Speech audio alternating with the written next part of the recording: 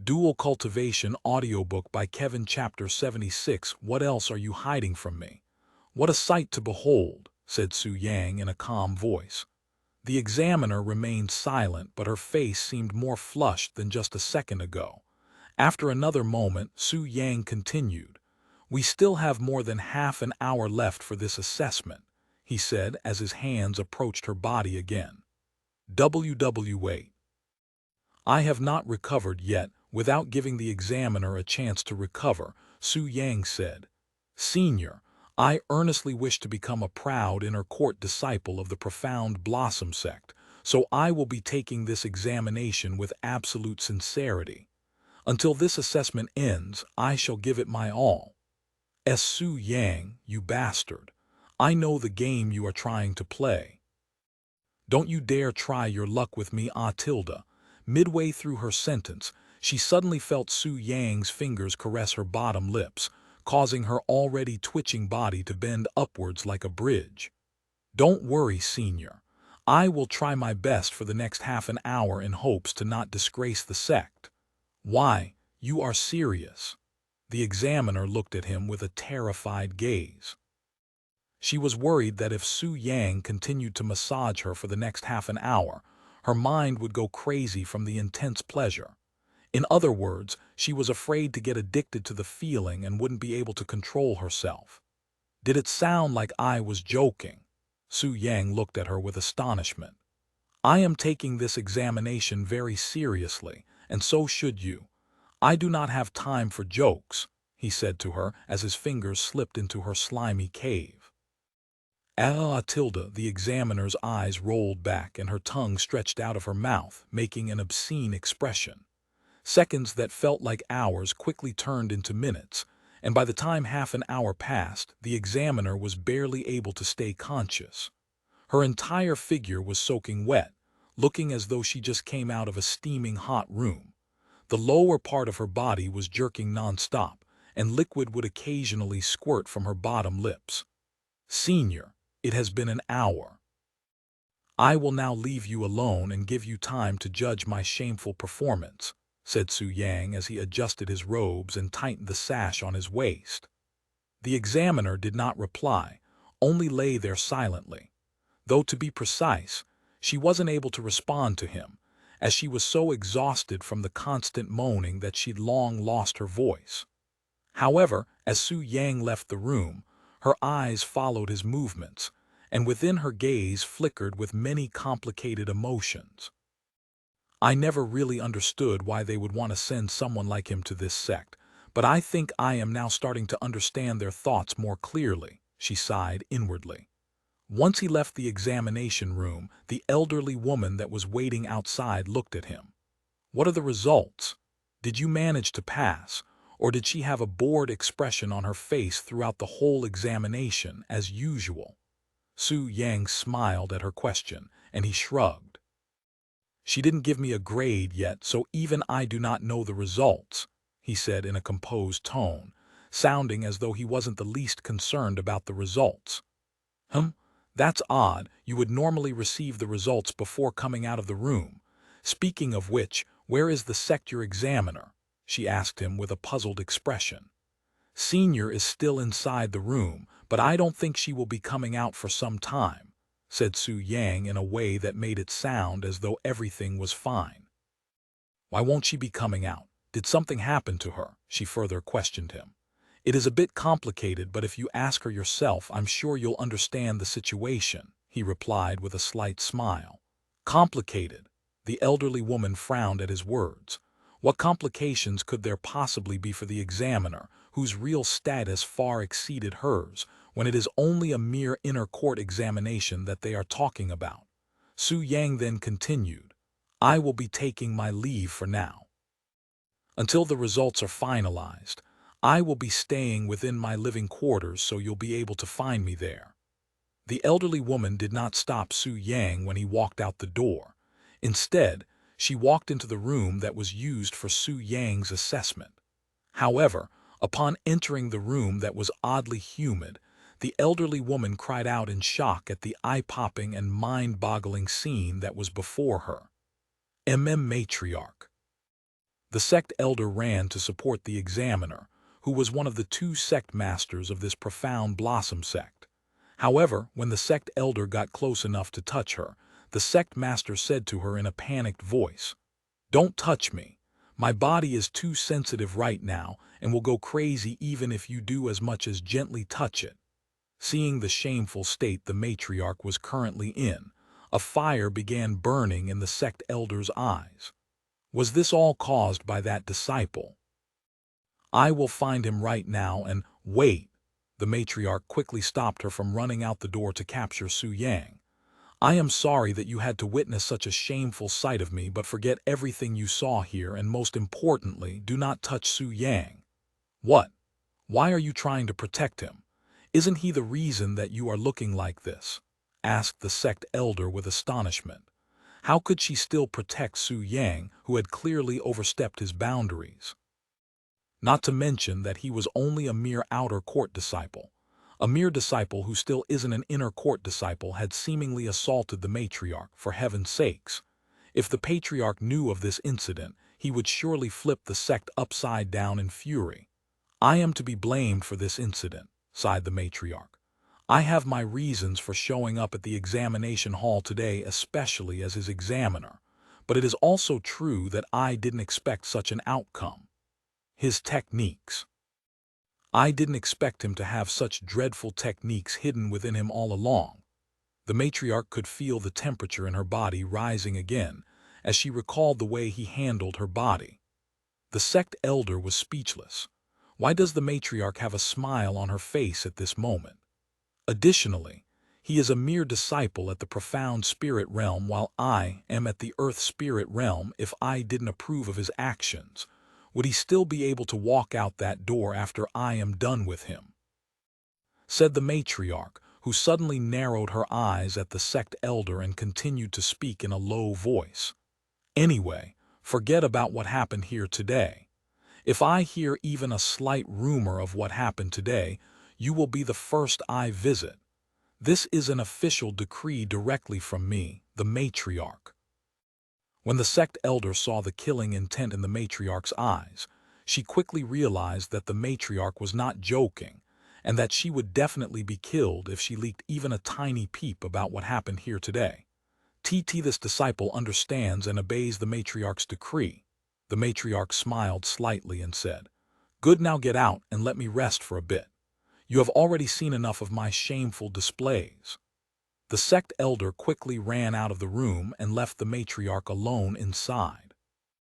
When she closed the door, she realized that her robes were soaked in sweat. Although the matriarch is normally laid back, once she becomes serious, then even the patriarch might cower in fear. Still, inside the room, the matriarch slowly sat up after she regained some of her body's strength. "That little rascal Su Yang, to think he's been hiding such an unexpected talent from me for so long," she chuckled out loud. She then used her fingers to dig inside her own pink cave, looking as though she was searching for something within her hole. After a moment, she retrieved her fingers that were covered with some sort of sticky substance in between her fingers. Taking a few seconds to look at it, she began sucking her fingers in an erotic manner, tasting the sticky substance that was on her finger along with her own holy water.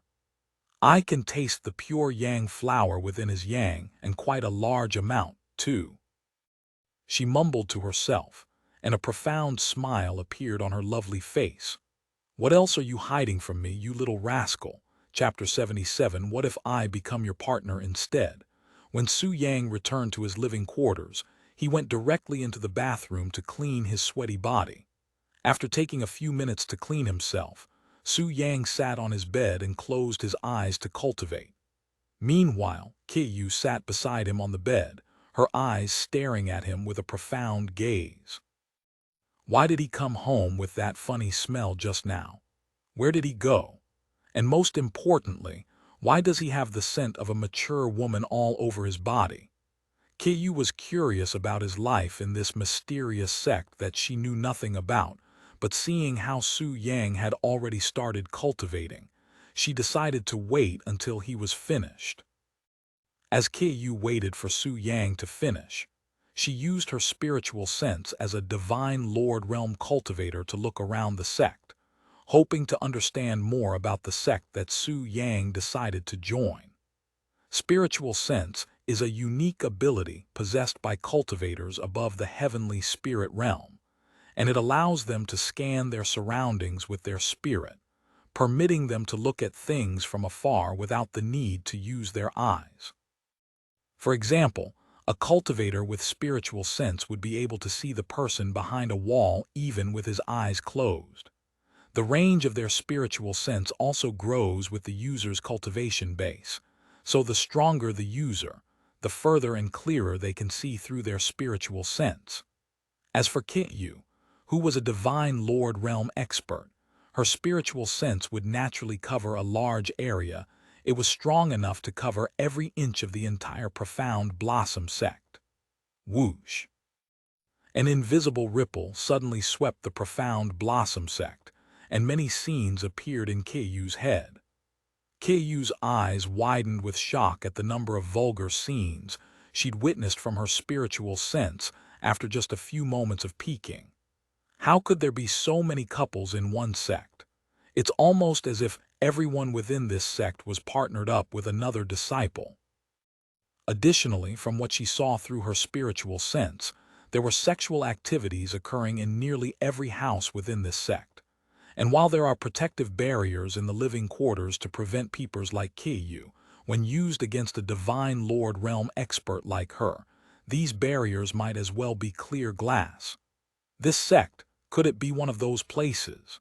Kyu looked at Su Yang with conflicted eyes.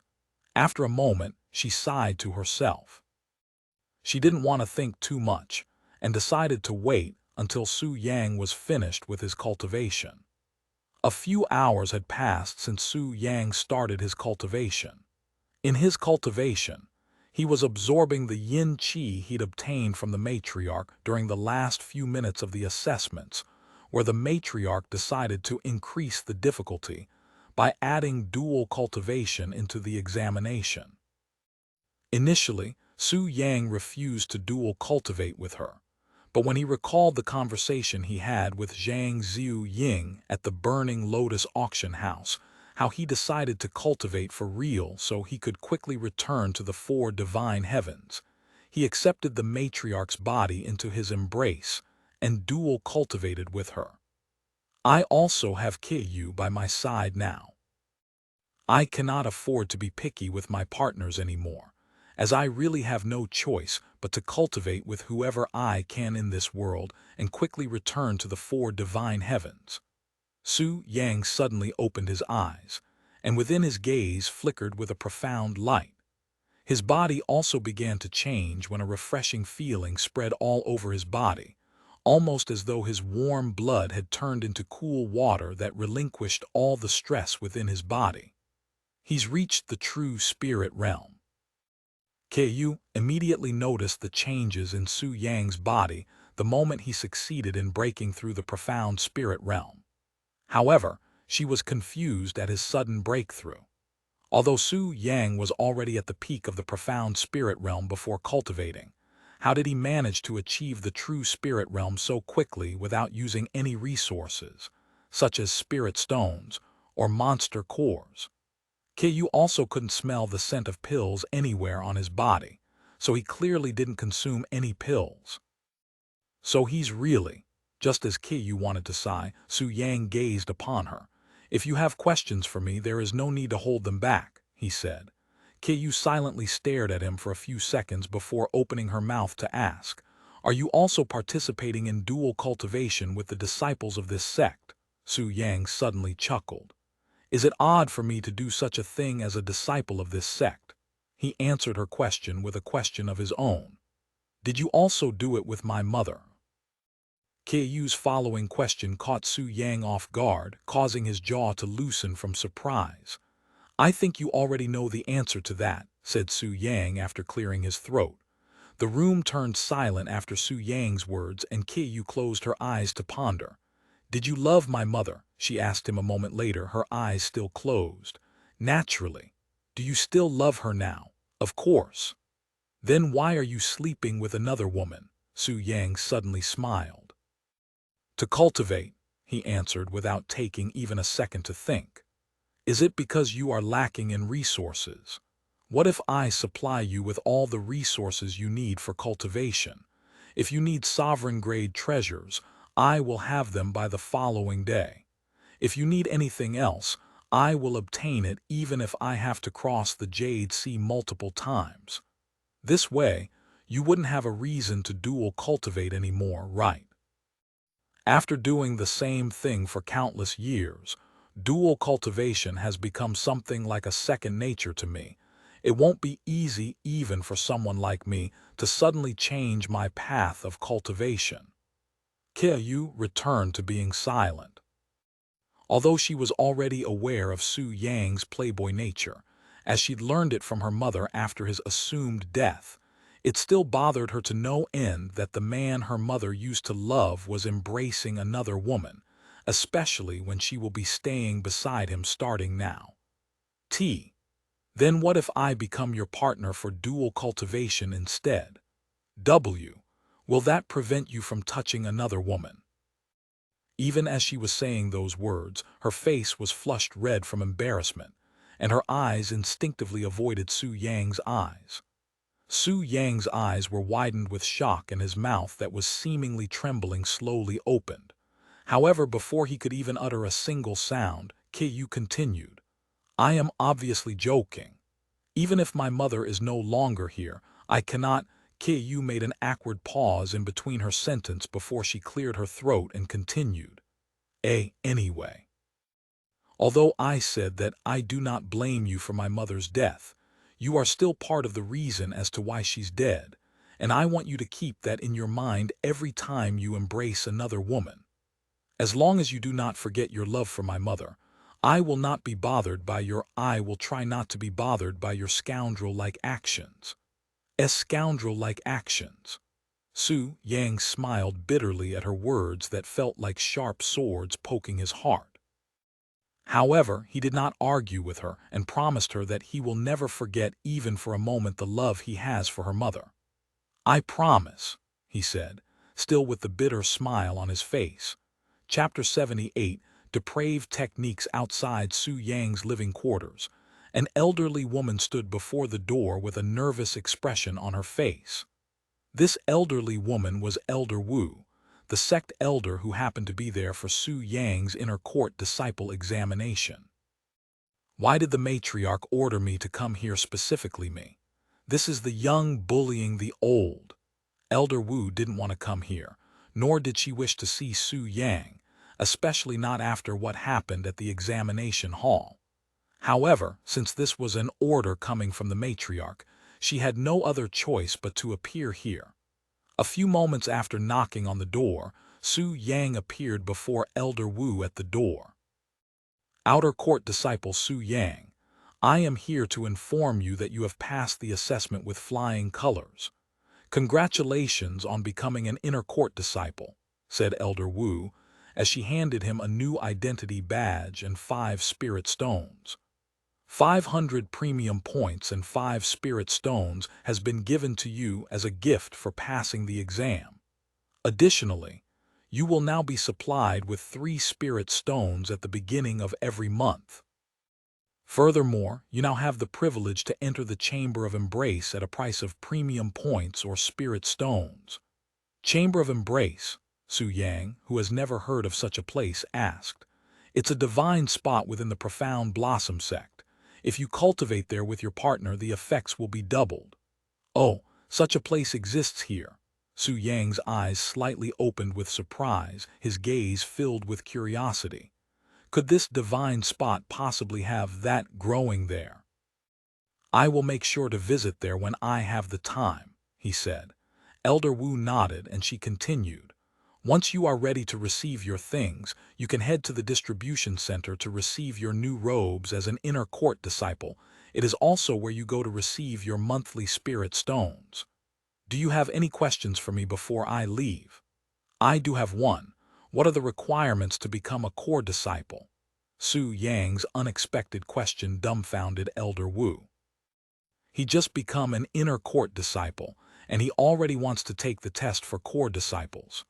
However, as ridiculous as Su Yang looked in Elder Wu's eyes, she still said, "One of the biggest requirements is that you must reach the true spirit realm before you are 21 years old.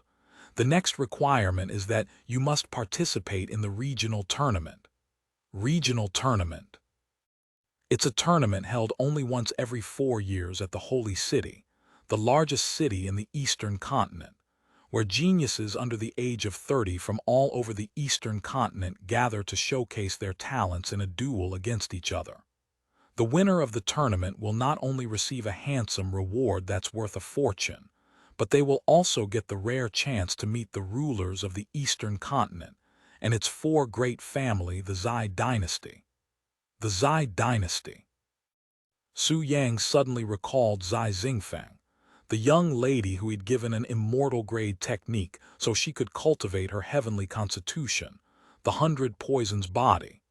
While Su Yang had easily guessed that Zai Xingfeng was someone of a profound background back then, he didn't expect her family to be the overlord of the Eastern continent. "When is the next region tournament?" he asked with the intention of joining, as he has unfinished business with Zai Xingfeng. "Next one is at the beginning of next year. There is still another 5 months until then. Are you intending to join?" asked Elder Wu. "Naturally, if that is what I need in order to become a core disciple. Also, you do not have to win the tournament in order to take the examination, you just need to enter the arena once." "I understand," he nodded. When she finished speaking, Elder Wu realized that she'd stayed for longer than intended, so she quickly said her farewells and turned to leave. After she left, Su Yang went back into the house. When he closed the door and turned around, he noticed a figure was staring at him from the room that was beside his room. It was his roommate that he hasn't seen in a while, Tang Hu. Su Yang's eyebrows raised upon seeing Tang Hu's horrible-looking appearance and pale complexion. "Heavens, what happened to you? I thought for an instant that I was looking at a ghost when I first saw you," Su Yang said to him, who looked extremely sick. "Why, you are an inner court disciple now." Instead of answering Su Yang's question, Tang Hu wanted to make sure that he'd heard their conversation properly. "That's right," Su Yang nodded. "Is that so? See, congratulations to you, I guess," Tang Hu said in a weak voice, sounding as though he was already out of breath. Seeing his unusual appearance, Su Yang narrowed his eyes at Tang Hu. Before Su Yang could say anything, Tang Hu quickly went back into his room and closed the door. Su Yang stood there silently with a pondering expression on his face. After standing there for a few moments, he released a long sigh before returning to his room. "What's the matter now?" Yu asked him the moment she saw his face, reading his nonchalant expression like an open book. "Do you know of depraved techniques?" Su Yang suddenly asked her. "Depraved techniques? Is it something like forbidden techniques?" Yu shook her head. Even she has never heard of such a thing before. "Right. Just like forbidden techniques that are frowned upon in the cultivation world because of the corrupt methods required to cultivate them. Depraved techniques deprives the users of their morality and drives them into doing heinous acts mostly in a sexual sense, and it slowly pushes them into a state of madness." "Are you talking about that kid in the next door?" Yu suddenly asked him. When she used her spiritual sense a while back, Tang Hu was the first person she noticed because of their distance. However, because there was no relationship between them and she couldn't be bothered by a mortal like Tang Hu, she didn't even bother to stop to wonder about his condition. Su Yang nodded and said, "That fool somehow managed to obtain a depraved technique and cultivated it, hence his sickly condition. If I don't quickly do something about it, he will not only cause great harm to himself, but he will also hurt those close to him if he hasn't already. He's just a single foolish mortal. Why bother wasting your efforts on him?" It was his decision to cultivate the depraved technique in the first place, and there is no reason for someone like you to help him. Although Yu exhibits deep care and affection for Su Yang, that was only because of the special position she gave Su Yang in her usually cold heart. As for Tang Hu, who she has no relations with, he is just another foolish mortal that is no different than an ant in her eyes. Hence her cold reaction towards him. Chapter 79. Worse than expected, indeed. I have no reason to help him, nor do I intend on being his guardian angel.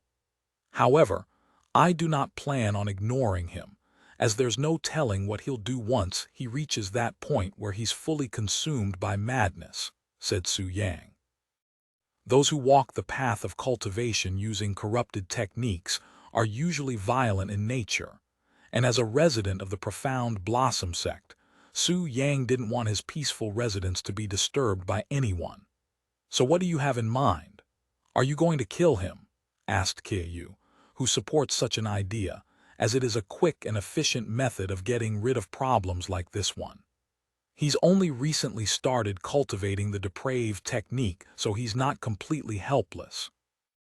However, if words cannot convince him, I'll have no choice but to silently take care of him, as this place prohibits disciples from killing each other unless it's an official death match. Why don't you just leave him to the sect?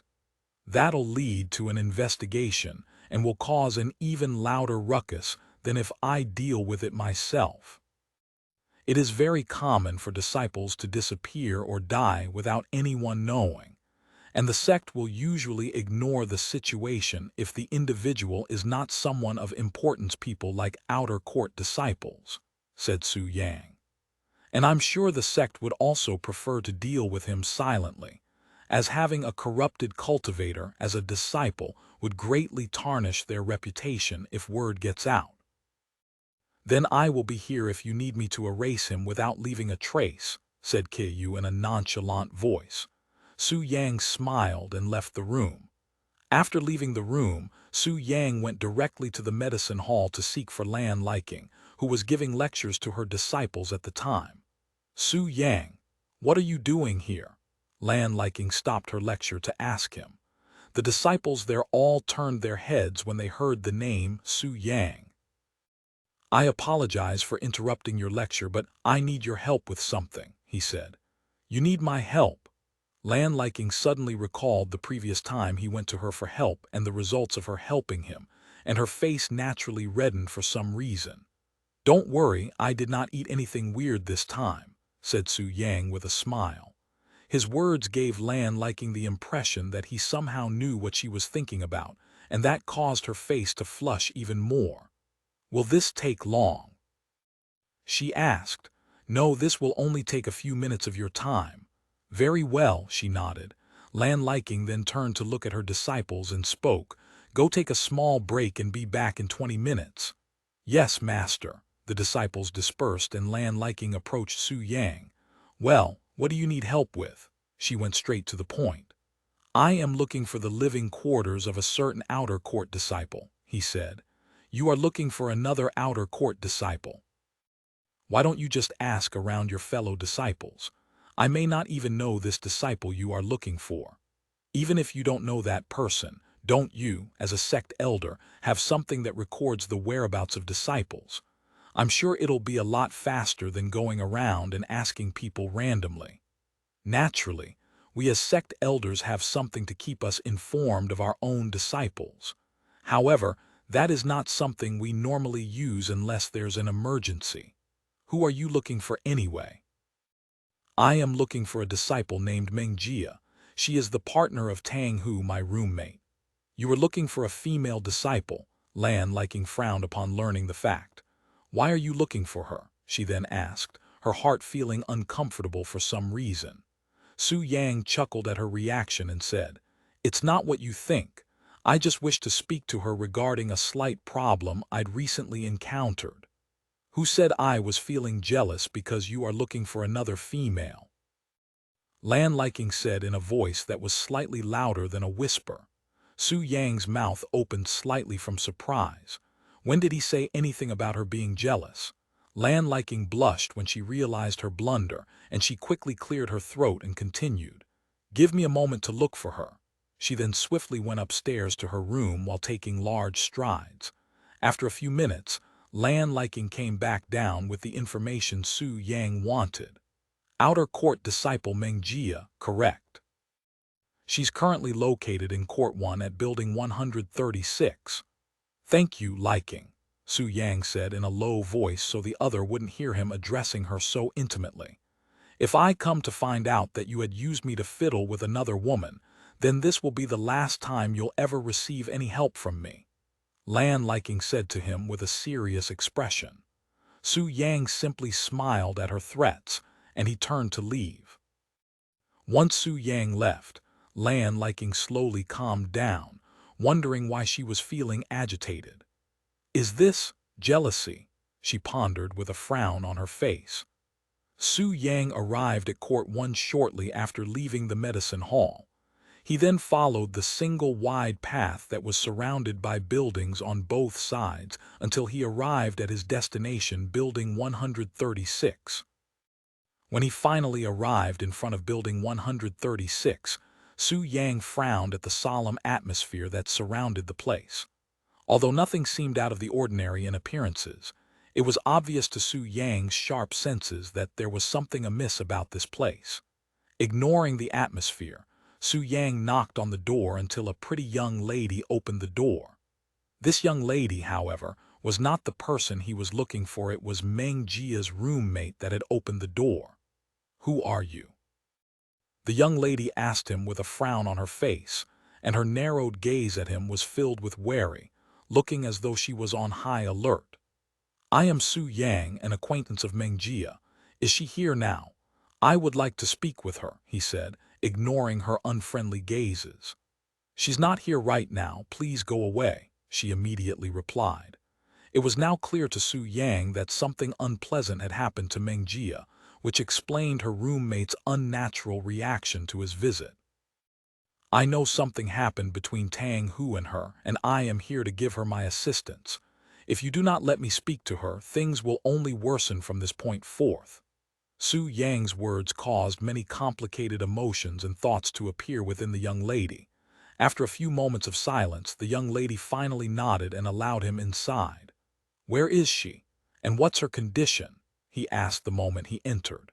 The young lady solemnly answered, she's currently inside her room. As for her condition, I have never seen anything so terrible in my life. Su Yang silently followed the young lady to Meng Jia's room that was left slightly open. Please wait out here for a moment while I let her know about your arrival.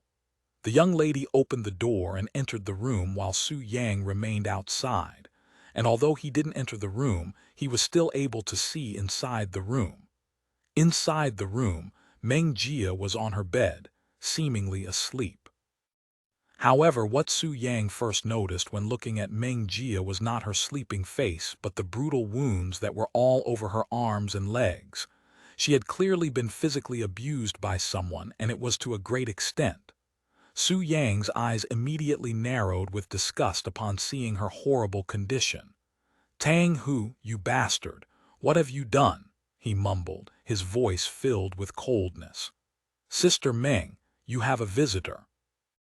When Meng Jia heard her roommate's voice, her eyes slowly opened to look at the handsome figure outside her room, but even that small movement looked like it was causing her pain. Su Yang, she quickly recognized him and mumbled. Did he send you here? She asked him with fear in her eyes. No, Tang Hu has no clue, he said while shaking his head. The fear in Meng Jia's eyes vanished after hearing his relieving words. How did you know? She then asked. I knew something was wrong when I first noticed his terrible appearance, so I came here to ask you about it. However, I didn't know it was this serious, he sighed. May I come inside? He then asked. After getting her approval, Su Yang entered the room. Once he was beside the bed, he took a closer look at her bruises. Tang Hu Meng Jia tried to speak but was quickly interrupted by Su Yang. You can tell me your story after I relieve you of your pain. Su Yang then looked at her roommate and asked, do you have any medicine in the house? Yes, we have some. Bring me all of the medicines you have here and I will immediately start my treatment, he said. The roommate then swiftly ran out of the room to look for medicines. We can deal with Tang Hu later, but for now, let me see your wounds, he said to Mengjia in a tender voice, giving her a sense of security and comfort. I will have to remove your clothes for the treatment, okay? Mengjia's eyes widened with surprise, but she still nodded a moment later. Okay, she mumbled, feeling all kinds of emotions at this moment. Su Yang nodded and began cutting her robes open until she was fully naked so she wouldn't feel pain from the robes touching her wounds during the removal chapter 80, relieving her pain when the roommate returned to the room after taking all the medicines she could find with her. Her eyes nearly popped out of its socket from shock upon witnessing Mengjia's naked body on the bed. Ah, what do you think you are doing to her, you barbaric pervert? She shrieked loudly. Just as she was prepared to pounce on Su Yang, Mengjia spoke in a low voice. Sister Chen, stop. It's not what you think. Sister Chen, whose full name was Chen Yu, quickly stopped her movements after hearing Mengjia's voice. Do I look like someone to assault a young lady, much less an injured one? Su Yang sneered coldly, and he continued. Hurry up and give me the medicines in your hand so I can start my treatment. Right. Chen Yu snapped out of her daze and handed what little medicine she had in her hands to him. This is it. You won't even be able to heal a small bruise with this amount of medicine, much less this many serious wounds, Su Yang sighed. It is uncommon for disciples to receive injuries that require much medical attention here in the Profound Blossom Sect, as we usually avoid physical activities that could possibly lead to injuries. Chen Yu explained to him the reason for their lack of medicine supply. When one's appearance within the Profound Blossom Sect, where everybody is either handsome or beautiful, mattered more than their life most of the time, they wouldn't do something as foolish and as dangerous as fighting, as that could easily lead to permanent scars on their figures, which will greatly lower their charm and overall chance of finding a partner. Their appearance was something the majority of the disciples didn't dare to risk, as even something as little as a permanent small scratch on their face could potentially change their life as a disciple within the sect drastically. Whatever. The medicine isn't required for the treatment, but I asked for it anyway just so I have a little more resource in my hands. Su Yang then began mixing all of the medicines together until it was a paste. After putting the medicine paste on his hands, he spoke. I will now begin my treatment. I won't ask you to leave as long as you don't bother us during the treatment. I understand. Chen Yu quickly moved to a corner where she silently watched Su Yang begin rubbing the paste onto Mengjia's body. I will now start the treatment. You do not have to worry about anything, just close your eyes and relax, said Su Yang to Mengjia. Mengjia, who had expected the pain on her body to increase from Su Yang's touch, even stealing her resolve, was pleasantly surprised when she first felt Su Yang's soft hands rubbing the medicine onto her body. Instead of feeling pain like she'd expected, her body was actually feeling pleasure despite the clear pressure Su Yang was putting into his arms. How did he manage such magical and profound effects? The first area Su Yang covered in medicine was Mengjia's soft and seemingly fragile neck, slowly moving to the lower area as time passed. First her neck, then her chest, her breasts, her stomach, her arms, and her thighs and legs. Once he was finished with applying medicine to the front part of her body, he flipped her over to her back where he continued to rub medicine on her soft back and tender buttocks, leaving every part of her body that was bruised covered in a green paste in a matter of minutes. Furthermore, Su Yang saved her pelvic area for last, as that seemed to be the most sensitive and wounded part of her body. When he reached that point, he gave extra care to her bottom lips, even sticking his fingers into her hole to reach for the areas that could not be physically seen. Ah! Mengjia could no longer hold her breath and released a low moan when Su Yang began caressing her sweet paradise. The way Su Yang touched her was unlike anything she has ever felt before, and she quickly forgot about the pain in her body, as she was so enthralled by the heavenly pleasure that embraced her body that she was unable to feel anything else but pleasure. And after experiencing many days of rough assaults to her poor body, there was nothing in this world that could possibly relieve her the pain in her body and mind more than Su Yang's gentle touches at this moment. Meanwhile, Chen Yu's mouth was wide open from shock during the entire time Su Yang treated Meng Jia. Is this what he considered as a treatment? Isn't he just giving her a massage while covering her body in medicine paste? And why does Meng Jia look so blissful despite having her bruised body rubbed by Su Yang? Hell, she could even see Su Yang's finger pressing into Meng Jia's muscle. Surely, that must have hurt like hell. However, after watching them for a prolonged time and seeing the way Su Yang touched her bottom lips, Chen Yu started feeling sweaty, even imagining herself in Meng Jia's position. Hm. Su Yang. Chen Yu suddenly found the name familiar sounding, and she quickly recalled the talk of a massage parlor within the outer court that was quite popular among the girls that was still being talked about until just a few days ago. Don't tell me he's the divine hands that everyone and their mother has been talking about lately, she wondered. After spending an hour treating Meng Jia's injuries, Su Yang finally retrieved his hands and wiped the sweat on his forehead. Because he was using his profound qi to heal her wounds by directly pushing it into her body, Su Yang felt as though he had just given over 100 continuous massages despite only giving one massage in reality. Her injuries, they are nearly all gone. Chen Yu exclaimed loudly after witnessing Meng Jia's body for herself once the treatment was finished. Chen Yu has never seen or heard of anything like this before. Meng Jia's body that was almost entirely black and blue just an hour ago has changed drastically after the treatment. Now, her body no longer looked like a bloody mess but much healthier, looking as though she had received some sort of plastic surgery. Even Meng Jia looked at her body with astonished eyes filled with shock and disbelief. Although there was still slight pain in her body, it was not to the degree to where she could not even move her body without feeling the need to cry. It was a heavenly miracle. Su Yang, how can I thank you for this? Meng Jia looked at him with teary eyes.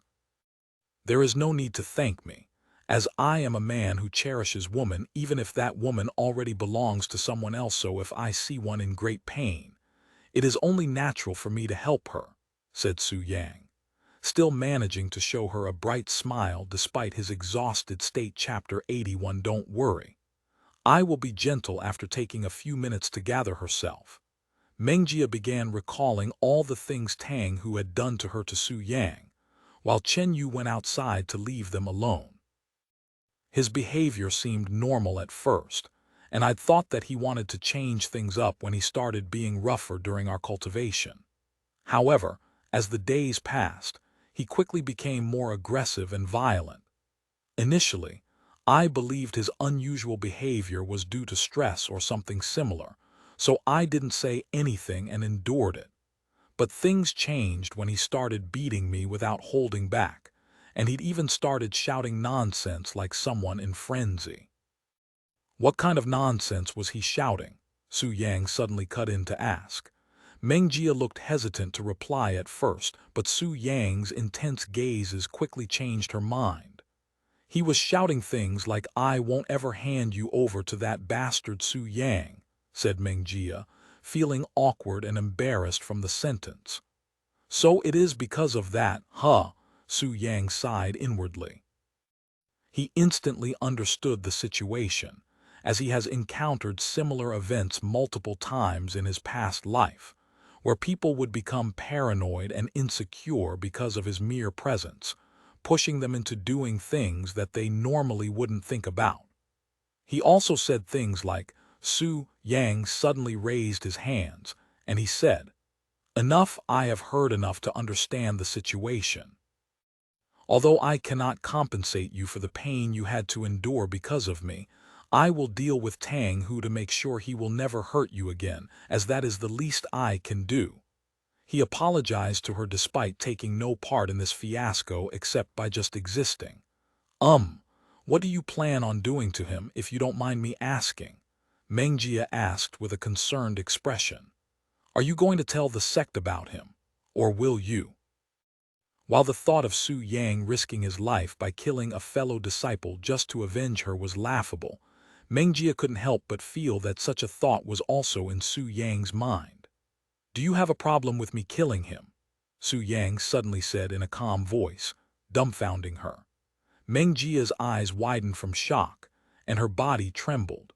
Although she has come to despise Tang Hu from this incident, somewhere in her heart was still trying to seek forgiveness for him without actually being aware. Perhaps it was because of the time they'd spent together, or maybe because there was a part of her that still loved him, but she simply didn't want Tang Hu to die because of this incident.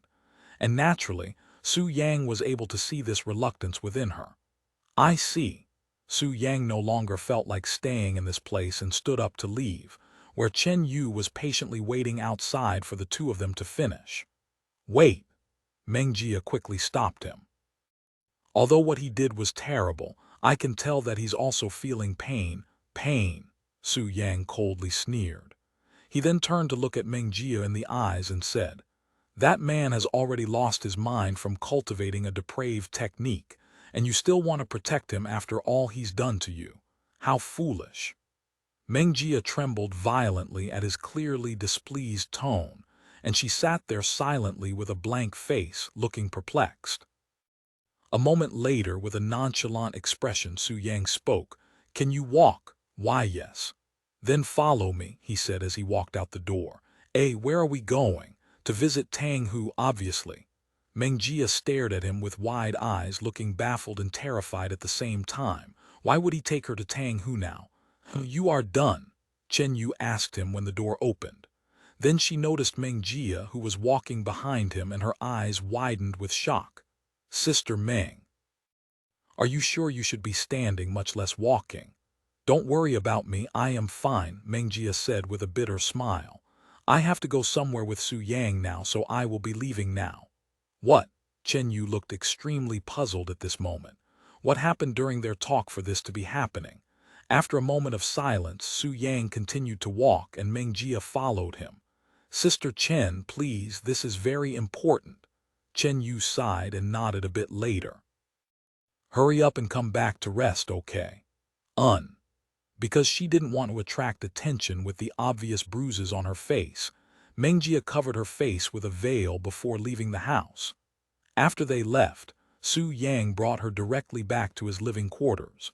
Once they arrived, Mengjia received cold feet and couldn't approach the house unless she was standing close to Su Yang with her hands tightly grasping onto his sleeves, looking like a terrified child in front of a scary monster. Upon entering the house, Su Yang brought her directly to stand in front of the door to Tang Hu's room. Do we really have to do this? Mengjia asked in a mosquito-like voice, clearly afraid that Tang Hu might be able to hear her voice from behind the doors. Su Yang smiled, and he suddenly shouted, Tang Hu, I know that you are cultivating a depraved technique.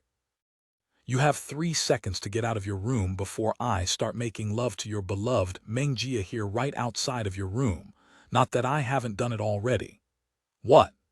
Mengjia experienced the scare of her life after listening to Su Yang's bold announcement, and she quickly began making a run for the door.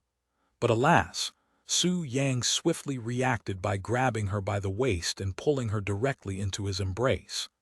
Tang Hu, aren't you scared that I will take her from you? I am removing her clothes even as I speak. Su Yang then looked at Mengjia, who was still in his embrace, with a passionate gaze along with a charming smile, and said, Don't worry, I will be gentle, unlike a certain individual. Almost instantly after Su Yang said those words, the door to Tang Hu's room violently opened, and Tang Hu appeared before them with red eyes and bulging veins all over his body. When Tang Hu noticed Su Yang embracing Mengjia, whose face was bright red from blushing, he roared like a vicious animal filled with rage. Su Yang, I will fucking kill you. Su Yang smiled when Tang Hu reacted to his provoking just like he'd expected. With his arms wrapped intimately around Meng Jia's body, he spoke. "What a foolish man you are, Tang Hu. Because you were paranoid about a problem that never existed, you have not only made that unexisting problem a reality, but you have also harmed your partner physically and mentally. If you weren't so foolish and insecure, then she wouldn't be in my arms right now, but yours." Ah! Tang Hu began beating his chest like a gorilla, and his eyes turned crimson red in bloodlust. His skin was also darkened to the point that it was gray in color, almost like elephant skin. At this moment, Tang Hu no longer resembled a human, but more of a demonic being instead. What a pity! Su Yang shook his head in silence. Chapter 82, Everlasting Sacred Fire. Tang Hu's tears began forming in Meng Jia's eyes when she looked at Tang Hu, whose appearance resembled a monster. This is what happens when you cultivate a depraved technique. You cut all your connections to the human realm and lose your humanity, becoming a depraved creature, said Su Yang, his expression calm despite the grave situation. Leave if you do not want to see him die before your eyes. Is there really no other way? There must be something we can do to help him. Mengjia cried out, clearly unwilling to see him die despite the terror he acted upon her. Su Yang remained silent. There are indeed methods that could still save Tang Hu even in his current state. However, such methods required resources and effort. It was something Su Yang wasn't willing to expend for a person like Tang Hu. "I will not repeat myself. Leave while you can," he said again. Meng Jia looked at Tang Hu's face one last time before nodding and turning to run outside. When Tang Hu noticed her movements, he pounced towards her to prevent her from escaping. "Where do you think you are going, Meng Jia?" he roared. Suddenly, Su Yang disappeared from his original spot and appeared before Tang Hu like a ghost. "And where do you think you are going?" Su Yang waved his sleeves, and a loud slap resounded an instant later. Pa! Tang Hu was sent flying backward by a casual slap from Su Yang, who was at the true spirit realm. Even if your cultivation base is increased by another 10 folds, you are still at the elementary spirit realm, not even qualified to fight those at the profound spirit realm, let alone me. Tang Hu coughed up a mouthful of blood from the impact of the slap. Although it seemed like a casual slap to the face, the force of that slap was strong enough to send him flying like a rag doll, and that caused a fearful feeling to appear deep in his heart. "Ah!"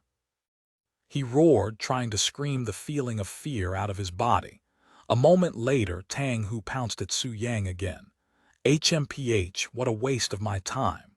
Su Yang shook his head and sighed. "Ku," he suddenly called for her. An instant later, the door to his room abruptly opened, and a beauty that resembled a real goddess appeared from the room. When Ku emerged from Su Yang's room, Tang Hu's movement spontaneously froze. Despite his lack of ability to think or reason, Tang Hu couldn't help but stare at Ku's peerless face and graceful figure with a dazed expression, his red eyes seemingly mesmerized by her beauty. Su Yang raised an eyebrow at the situation. As expected of Yuhai's daughter, even her ability to charm men is similarly devastating. Ku's otherworldly beauty had managed to captivate Tang Hu, who had long lost his mind and ability to think. "Why did you call for me, father? Surely you can handle this ant by yourself." Ku looked at him and said, sounding puzzled. "I don't want to stain this house with his blood, but alas, I am not at the level where I can erase someone without causing a bloody mess," he said with a regretful tone. Ku looked at him with an unbelievable face. After a moment of silence, she spoke.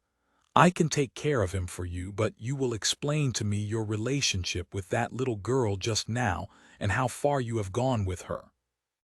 Su Yang smiled bitterly and said, "There is nothing between us, and I doubt that even you were fooled by my little act just now. HMPH, I just wanted to make sure," she said with a cute pouting expression. A moment later, Qiyu narrowed her gaze, and a tyrannical pressure suddenly forced the still dazed Tang Hu to drop to the floor with his face kissing the ground. With a cold expression on her flawless face, she spoke. "Disappear, you insignificant ant." Suddenly, a small silver flame the size of a candle fire appeared directly on Tang Hu's forehead. This small flame quickly expanded, and within seconds, consumed Tang Hu's entire body. Ah! Tang Hu rolled around on the floor while screaming in agony, trying to disperse the flame. But alas, the silver fire continued to burn lively. And strangely, the silver flame did not spread outside of Tang Hu's body when he rolled around, nor did it burn anything besides his body. When Su Yang first noticed the silver fire, a glint of surprise flickered within his eyes. Everlasting sacred fire. He easily recognized the type of fire Qiyu was using, as her mother also cultivated the same technique. It was a terrifying technique that cultivates a profound fire that would not stop burning until its target completely disappears, leaving not even the ashes behind. And within seconds, Tang Hu's body was reduced to being nothing. His entire existence had been erased by the everlasting sacred fire, leaving not even a speck of ash behind. "I'm surprised," Su Yang suddenly said. He looked at Qiyu with a proud look on his face and continued, "I have known you since you were a baby, and you were cultivating a different technique prior to my departure. But now, out of all the profound techniques that you could have cultivated from the sacred Moon Palace, you decided to change to the everlasting sacred fire technique that your mother also cultivated. Why?" "It's simple because my mother treasured this technique more than any techniques that were available at the sacred Moon Palace," she replied. "Then what do you think of the technique? Do you like it?" "I love it," she instantly replied with a beautiful smile. "Although it may not be as strong as the strongest techniques within the sacred Moon Palace, I feel the most comfortable when cultivating the everlasting sacred fire." "Is that so?" said Su Yang, showing a tender smile. "What is it?" Qiyu said, looking puzzled by his reaction. "Well, you see, that technique was a gift to your mother from me," he said, shocking Qiyu, who never learned the origin of the technique. Father gave this technique to mother." She mumbled. Chapter 83, Inheritance. "The everlasting sacred fire is an ancient grade technique that I had created solely for Yuehai as a symbol of my eternal love for her." Su Yang expressed melancholy, his gaze seemingly distant. Qiyu remained silent. It was no wonder why her mother had treated this technique with great love and care. "But why did mother give me this technique before she passed away?" Qiyu silently looked at the ball of silver flame that was flickering on her palms like a candle fire, her gaze filled with uncertainty. "How much of the technique have you comprehended so far?" Su Yang suddenly asked her. "Only the beginning stages," she replied in a regretful tone. "That's pretty decent for someone at your level," Su Yang nodded with approval. "It seems like you have inherited more than just your mother's beautiful appearance." "What do you mean by that?" She looked at him with a puzzled face. "The everlasting sacred fire was created with everything I knew about Yuehai in mind, so you can say that it was a technique tailored to match her aptitude, making her the only person in this world who can possibly comprehend and fully master it. Since you are able to use the technique that was only meant for Yuehai, it means that you also have what is required to learn the technique just like your mother," Su Yang explained to her. Qiyu stood there silently, seemingly in shock. After listening to Su Yang's explanation, Qiyu was more shocked at the fact that he was able to create a technique at the ancient grade that was tailored for a single person. Creating cultivation techniques itself required immense talent, let alone creating a cultivation technique that was specifically meant for one individual in the world. And for Su Yang to achieve such a feat, his talent could only be considered abnormal. It should also be mentioned that cultivation techniques almost never discriminate against anyone who wishes to learn their secrets. So whoever has the ability to comprehend its contents would be able to master it as long as they were capable. However, a cultivation technique that was made so that only one person in the world could comprehend was something Qiyu has never heard of. Just what kind of existence was Su Yang back in the four divine heavens? Other than the things she'd learned about him from the time she spent with him, Qiyu only knew Su Yang as a mentor and an esteemed guest at the sacred Moon Palace, who later also became a father figure to her. But that was about the limit of her knowledge regarding his background.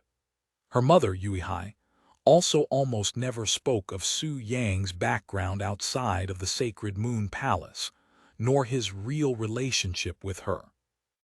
Hell, the only time Qiyu ever really learned something about Su Yang was after his death, when her mother shared with her some of her memories with Su Yang out of grief and loneliness. Su Yang suddenly approached her and lifted her hands, and he spoke as he stared at the silver flame flickering on her hands. "When I have a chance, I will give you guidance to help you better understand the everlasting sacred fire."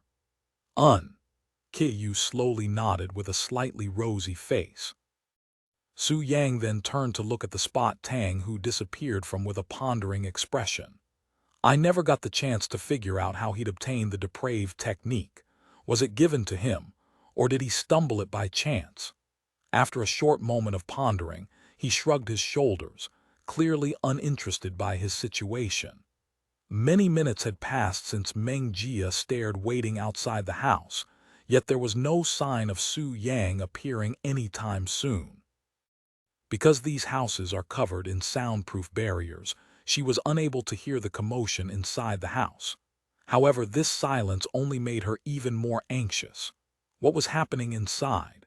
Is Tang Hu still alive, or is he long dead by the hands of Su Yang? What if Su Yang was the one in trouble? Dozens of questions appeared in Meng Jia's head, each one making her desire to return inside a little bit stronger. And finally, after a few more minutes, the door opened.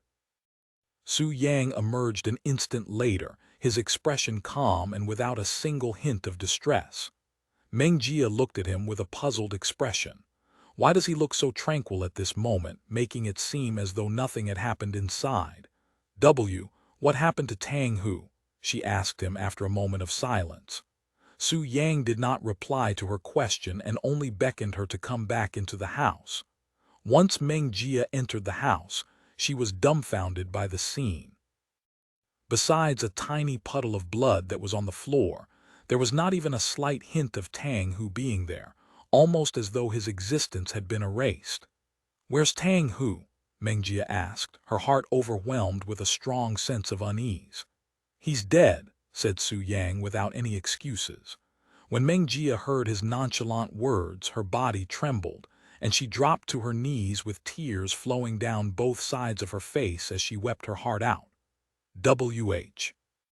What am I supposed to do now with him gone?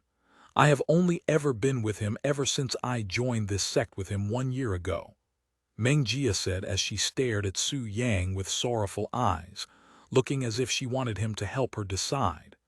"That is not something for me to decide," said Su Yang after a moment of silence. "Life is always full of unknown paths, each with sorrowful moments waiting for you at some point. Although I cannot help you decide your life, feel free to look for me if you need guidance at any time while I am still here." A moment after he said those words, Meng Jia, still with tears flowing down her cheeks, spoke. "What about things besides guidance? Can I come to you for other things too?" she asked him with a glint of desperation in her eyes. Su Yang smiled, but just as he opened his mouth to speak, the atmosphere suddenly became unpleasant and gloomy. The smile on Su Yang's handsome face instantly turned into a bitter smile, and he glanced at his own room with the corner of his eyes, where Qiyu was clearly watching their interaction with her spiritual sense. Chapter 84 Appearance Reforming Pill. "If you need anything, even if that something is as small as a chat over some tea, I will gladly be there." However, you should leave those thoughts till after you fully recover, said Su Yang after a moment of silence. Mengjia nodded, and a few minutes later she quietly made her way back home, where Chen Yu was anxiously waiting for her. Once she was fully out of the picture, Su Yang went back into his room. I really despise this place, Yu said to him the moment he entered the room.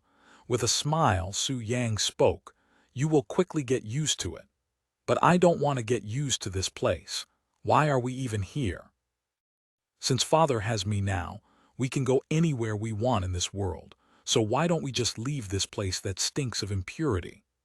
Su Yang shook his head and said calmly, My ultimate goal is to return to the four divine heavens, but neither of us have any knowledge as to how to get there, and you have already traveled the entire world. Until we find a way to return to the four divine heavens, it does not matter if I am here or at another place, as it is all the same at the end of the day. Additionally, there are still a few things I'd like to do here before leaving. If I don't do these things and just leave, it will affect my Tao heart for future breakthroughs. This Profound Blossom Sect is also a great place for me to increase my cultivation base quickly without harming my foundations. Not to mention this place's environment really suits a scoundrel like me, he added, causing Keiyu to sigh with a dejected expression. What would Mother do if she was in this situation? She wondered. Keiyu, do you happen to have any appearance reforming pills? Su Yang suddenly asked her. Appearance reforming pills. I do have some, but why do you need them? She asked in a curious tone. Appearance reforming pills are just as it sounds. It has the ability to change an individual's appearance temporarily, altering the face entirely, and becoming a new individual with a new identity. These pills are commonly used in the cultivation world where quarrels and skirmishes occur every day, and cultivators would more often than not disguise themselves using the appearance-reforming pills in order to make it more difficult for others to find them.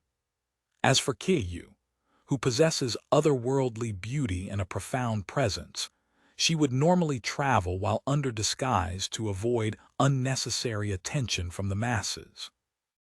However, the appearance-reforming pills are not without flaws, as it could easily be bypassed by those with higher cultivation bases or those with sharp senses. So I can cause trouble without being recognized, he said with a grin. Keiyu stared at him with a weird look on her face, and after a moment of awkward silence, she retrieved a small black pill from her storage ring and handed it to Su Yang. The moment he received the appearance-reforming pill, Su Yang threw the pill into his mouth and swallowed it. An instant later, his handsome face began twisting with his young body also growing taller, looking as though there was a pair of invisible hands playing with his face. After another moment, Su Yang's no longer looked like a handsome young man but a handsome middle-aged man instead. This middle-aged man had fierce eyes, sword-like eyebrows, a straight nose, and gave off the feeling of an intimidating ruler. If Su Yang were to walk around in this world with his new face, then it was guaranteed that nobody would recognize him. But if he went into the streets of the four divine heavens with such a face, then he was basically asking for trouble. When Keiyu saw his new appearance, her eyes widened from shock. The Heavenly Emperor, she exclaimed loudly, her voice even trembling from the bewilderment. Ugly looking, right? I know. Su Yang chuckled, but since he was using the Heavenly Emperor's face, Keiyu found it extremely unpleasant, even intimidating. I am speechless, she shook her head. Are you not afraid of offending the heavens for using His Majesty, the Heavenly Emperor's face? Not to mention that you'll also be causing trouble with such a face. You will get struck by lightning at this rate. Keiyu expressed her worries, as it was considered a heavenly offense to use the Heavenly Emperor's face in any way, shape, or form, much less to cause trouble. What is that old man going to do? Come here and arrest me again? Su Yang laughed, his laughter carrying slight malice. Clearly, Su Yang held a grudge towards the heavenly emperor from being thrown into the eternal retribution cliff by him, and he wanted to get revenge no matter how small the details may be. Ku could only sigh at his behavior, thinking that even someone like him has his childish moments. "What about your clothes?" she then asked. "You look ridiculous in those robes that were clearly meant for your previous and smaller figure." "There's no need to change it," he quickly replied. "The worse I look while using this face, the better it makes me feel." "You really are helpless." Ku shook her head. "Right, let me take a look inside your storage ring again," he suddenly said. Ku didn't even bother asking why before giving him her storage ring. After looking through the storage ring for a few moments, Su Yang nodded with a satisfied expression. Many hours have passed since Su Yang consumed the appearance-reforming pill, yet he remained inside his room the entire time. It was not until the stars began twinkling did Su Yang finally decide it was time to leave his room. "Do you need me to come with you?" Ku asked him before he left the house. "It's only someone at the Earth spirit realm, nothing I cannot deal with by myself," he said with a smile before disappearing into the night. Perhaps that's the reason he was thrown into the eternal retribution cliff in the first place, because he nonchalantly uses His Majesty, the heavenly emperor's face all the time. She silently wondered as her spiritual sense activated to follow Su Yang. When Su Yang sensed a pair of invisible eyes watching him from afar, he smiled inwardly. "That girl worries too much. But since I am probably the only person left in this universe that she currently trusts, I won't say anything about it." Su Yang traversed the dark, profound Blossom Sect with his 9 astral steps, appearing and disappearing in the shadows like a ghost. His destination was clear. It was the Yin-Yang Pavilion, where the current sect masters resided. I should have asked someone for their location. Su Yang facepalmed after realizing that he had no idea where they were located. Suddenly, his eyes began glowing gold, looking as though 2 golden suns came to life inside his eyes. "That spot has the presence of 2 Earth Spirit Realm experts, so they are probably there." Within seconds, Su Yang was able to locate the Yin-Yang Pavilion with his all-seeing celestial eyes, a profound technique that could allow the user to look at stars from millions of kilometers away with their naked eyes when completely mastered.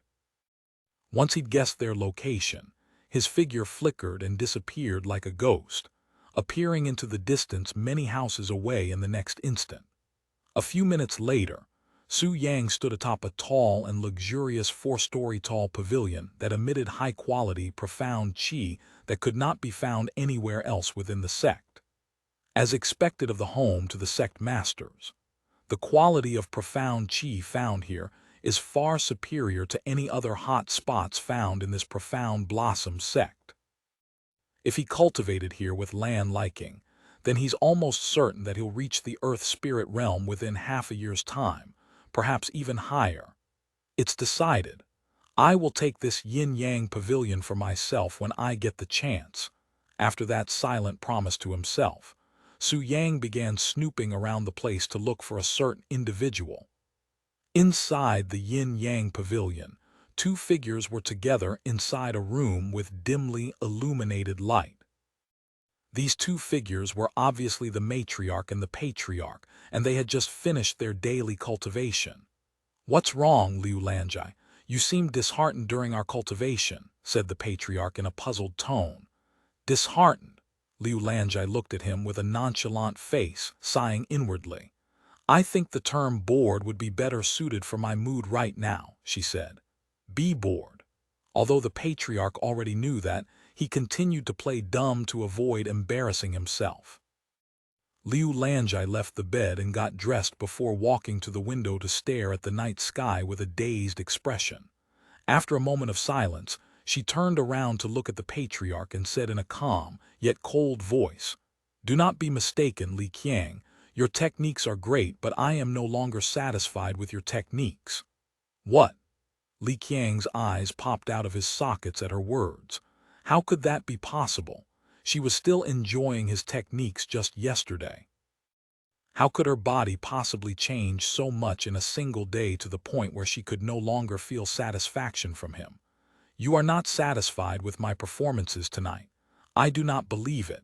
Lose your clothes and we will do it again. Li Qiang's pride and ego took a huge hit from her words, but he wasn't convinced. Liu Lanjai slowly shook her head and said, "Forget it. I am already saving you face by being lenient with my words. How am I supposed to forget this?" Li Qiang suddenly roared in anger, his fist deeply embedded into the bed. Not only was his pride as a man greatly damaged by her words, but his position as the patriarch would also become at risk if he really could no longer satisfy the matriarch.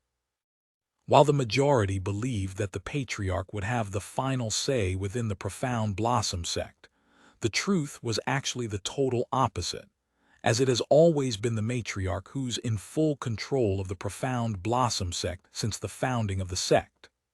And if the patriarch, who was chosen by the matriarch, could no longer satisfy her, then it was obvious that a new patriarch, one who could satisfy the matriarch in her cultivation, would be selected for the sect. I do not believe that I am unable to satisfy your body anymore. Hurry and get back on the bed, Liu Lanjai. He continued to speak loudly, his voice filled with anger and embarrassment. Liu Lanjai suddenly frowned and her gaze sharpened at Li Qiang. "Who do you think you are talking to with that tone, Li Qiang?" She suddenly snapped back, startling him. "Do I have to remind you who's the true sect master of the sect? I get lost. And until you improve your trash techniques, I do not want you in my room," she said with her finger pointed to the door, her narrowed eyes glaring daggers at him. Afraid of her short temper, Li Qiang hastily scrambled out of the bed and ran out of the room naked, even leaving his clothes in her room. Once he left, Liu Lanjai coldly snorted and returned sat on her bed to cultivate. But alas, her mind could not be calmed even after many minutes and her heart was wavering, so she quickly gave up trying to cultivate and went straight to sleep. However, even then, she was having difficulty sleeping. Damn it! This is all his fault. Of course, my body is not satisfied. After experiencing that from him, there is no way I will be able to feel stimulation by normal means anymore. And today's cultivation with Li Qiang proved that perfectly. Liu Lanjai rolled around in her warm bed in frustration. After her experience with Li Qiang tonight, she finally realized just how far and distant Li Qiang's techniques were when compared to Su Yang. It was a feeling akin to eating dog food right after savoring luxurious food meant for divine beings. And as the night passed, Liu Lanjai began feeling regret that she didn't extend the assessment and had only managed to cultivate with Su Yang for a mere few minutes. Inside his own room that was only one floor below Liu Lanjai's room, Li Qiang vented his anger by destroying what little furniture he had inside the room the moment he returned. Fuck, fuck, fuck. What do you mean by not satisfied with my performance? I was even feeling more energized tonight than normal, yet the results were worse than the last time. I don't fucking believe it. Li Qiang exclaimed in a furious manner, feeling as though he'd been humiliated. After venting for a few moments, Li Qiang suddenly looked enlightened. What if she only said that as a mean to find a new patriarch because she is bored of me? He thought to himself. That's right. My technique couldn't possibly be trash. She's afraid because I am quickly overtaking her with my superior talent. Li Qiang quickly convinced himself that Liu Lanjai was trying to remove him as the patriarch to find another one, and being the egotistic person that he is, there was no way that he'd sit still until that would eventually happen. I am only one level beneath her in cultivation. If I cultivate quickly enough and surpass her before she replaces me, then I will not only retain my position as the patriarch, but I will also obtain full control of the sect. With that in mind, Li Qiang began thinking of ways to quickly raise his cultivation base, and within seconds, a thought came to his head. That's it. Although she's only at the true spirit realm, that elder land still has her yin essence. If I take her yin essence, then my cultivation base will surely greatly advance." He mumbled out loud from excitement. Li Qiang began making his way to the door, but just as he took his first step towards the door, the window violently opened, and a tall figure jumped into the room through the window. Chapter 85. You can't give me what is already mine. When he first saw this intruder, Li Qiang was alarmed by his sudden entrance, only to be bewildered by his absurd appearance an instant later. The intruder was a handsome middle-aged man with sharp features, looking like a natural-born ruler. However, not only was he wearing white robes that only outer court disciples from the Profound Blossom Sect would normally wear, but the robes were also clearly too small to fit his large figure, making him look quite ridiculous, even like a pervert to some extent. "Who the hell are you?" Li Qiang cried out with alarm. "A messenger from heaven," said Su Yang jokingly in a disguised voice. "What nonsense are you spouting?" Li Qiang looked at him with ridicule, like he was looking at a clown. "I didn't come here to kill you at first, but after hearing your mumble, I've decided that it would be better to kill you after all." Li Qiang looked dazed for a moment before bursting with laughter. "I don't know which circus you came from, nor why you are here in the first place, but if you think that I will let you kill me and leave after intruding my room like this, then you really are a clown, a foolish clown. Pretty big talk for someone who just got scolded by his woman for being useless." Su Yang laughed without reserve, causing Li Qiang's face to flush red from anger. "If I don't kill you tonight, then I am not a man," Li Qiang roared, his forehead filled with veins of rage. Seeing his eagerness to fight, Su Yang casually shrugged his shoulders with a smile on his face. "I am pretty confident that you have already exhausted a good amount of your profound qi after your cultivation tonight." When Li Qiang heard Su Yang's words, his complexion instantly paled, looking as though he just swallowed something filthy. He then touched the ring on his hand, and a steel sword that radiated with profound qi emerged from within the ring and into his grasp. "A spirit-grade spiritual treasure. Do you really believe that some rubbish toothpick will save you from me?" Su Yang scoffed as he slowly approached Li Qiang with empty hands. His actions caused Li Qiang to be taken aback. Does he really think that he can fight me, who has a spiritual weapon, empty-handed? He inwardly sneered at Su Yang's arrogance, but the ominous feeling that was weighing down his heart did not disappear and instead continued to increase as Su Yang got closer. "Die for me, 8-point strike." When Su Yang reached a certain distance from him, Li Qiang suddenly thrust his sword forward at a speed that made it seem like there were 8 swords heading towards Su Yang instead of just one. What cheap tricks!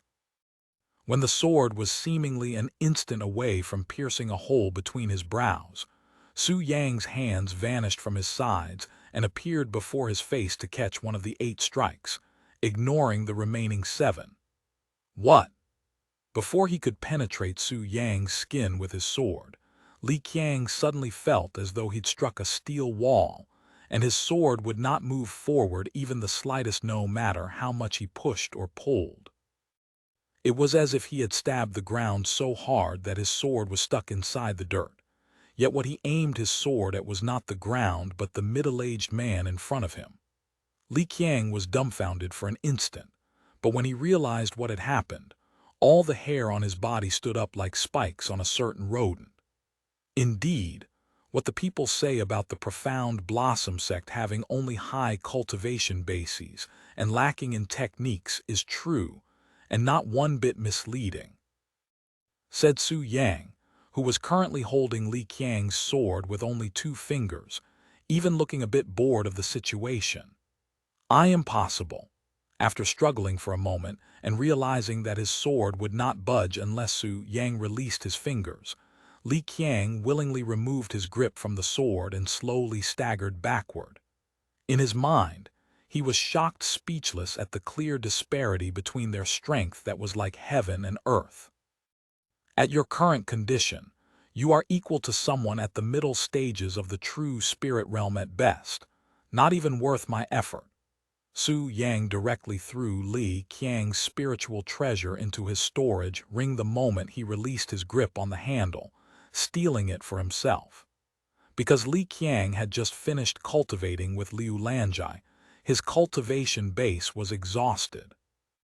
And Su Yang, who cultivated his physique to the late stages of the profound spirit realm with one of the best body refining techniques in the world, he was capable of taking care of the weakened Li Qiang without the assistance of his cultivation base at the true spirit realm. While body refiners are too few and far between in the cultivation world, due to the harsh cultivating methods being too difficult for the majority to endure, they are also the strongest type of cultivators when in close combat with a prowess that could easily overwhelm any chi refiners that are one even two realms above them if the technique they used is of superior quality. And at Su Yang's current state, he has the capabilities to fight someone at the earth spirit realm with his physical body alone, and perhaps even heavenly spirit realm if he used his entire cultivation base. As such, dealing with Li Qiang, who is not only weakened but also an earth spirit realm master, Su Yang naturally wouldn't have any problems with him in close combat. W, who are you? W, why are you doing this? I do not recall ever offending someone like you. Li Qiang began sweating profusely once he realized that he stood no chance against this mysterious intruder, especially not when he was in a weakened state. Hell, even if he was in top condition, he still wouldn't dare say with confidence that he could fight Su Yang survive, much less come out as victorious. You didn't offend me directly, but when you decided to lay hands on her, your fate has already been dictated by the heavens, said Su Yang as he began taking steps towards the trembling Li Qiang. Her? Who are you referring to by her? I don't even remember. Li Qiang's expression suddenly froze, and the image of Elder Lan emerged from his chaotic mind. Elder Lan, are you talking about Elder Lan? Why, you can have her. If you spare my life today, I will never look at her again, much less think about touching her. I am the patriarch of this sect. If I die, although he was puzzled by Lan Liking's relationship with this mysterious intruder with profound strength, he wasn't in the situation to think about it properly and begged for his life instead. Su Yang suddenly burst out laughing, and he spoke in a slow and calm manner. I don't need your permission to take her, as you can't give me what is already mine. He then raised his hand and aimed for Li Qiang's heart with a palming strike. Soul-sealing palm strike.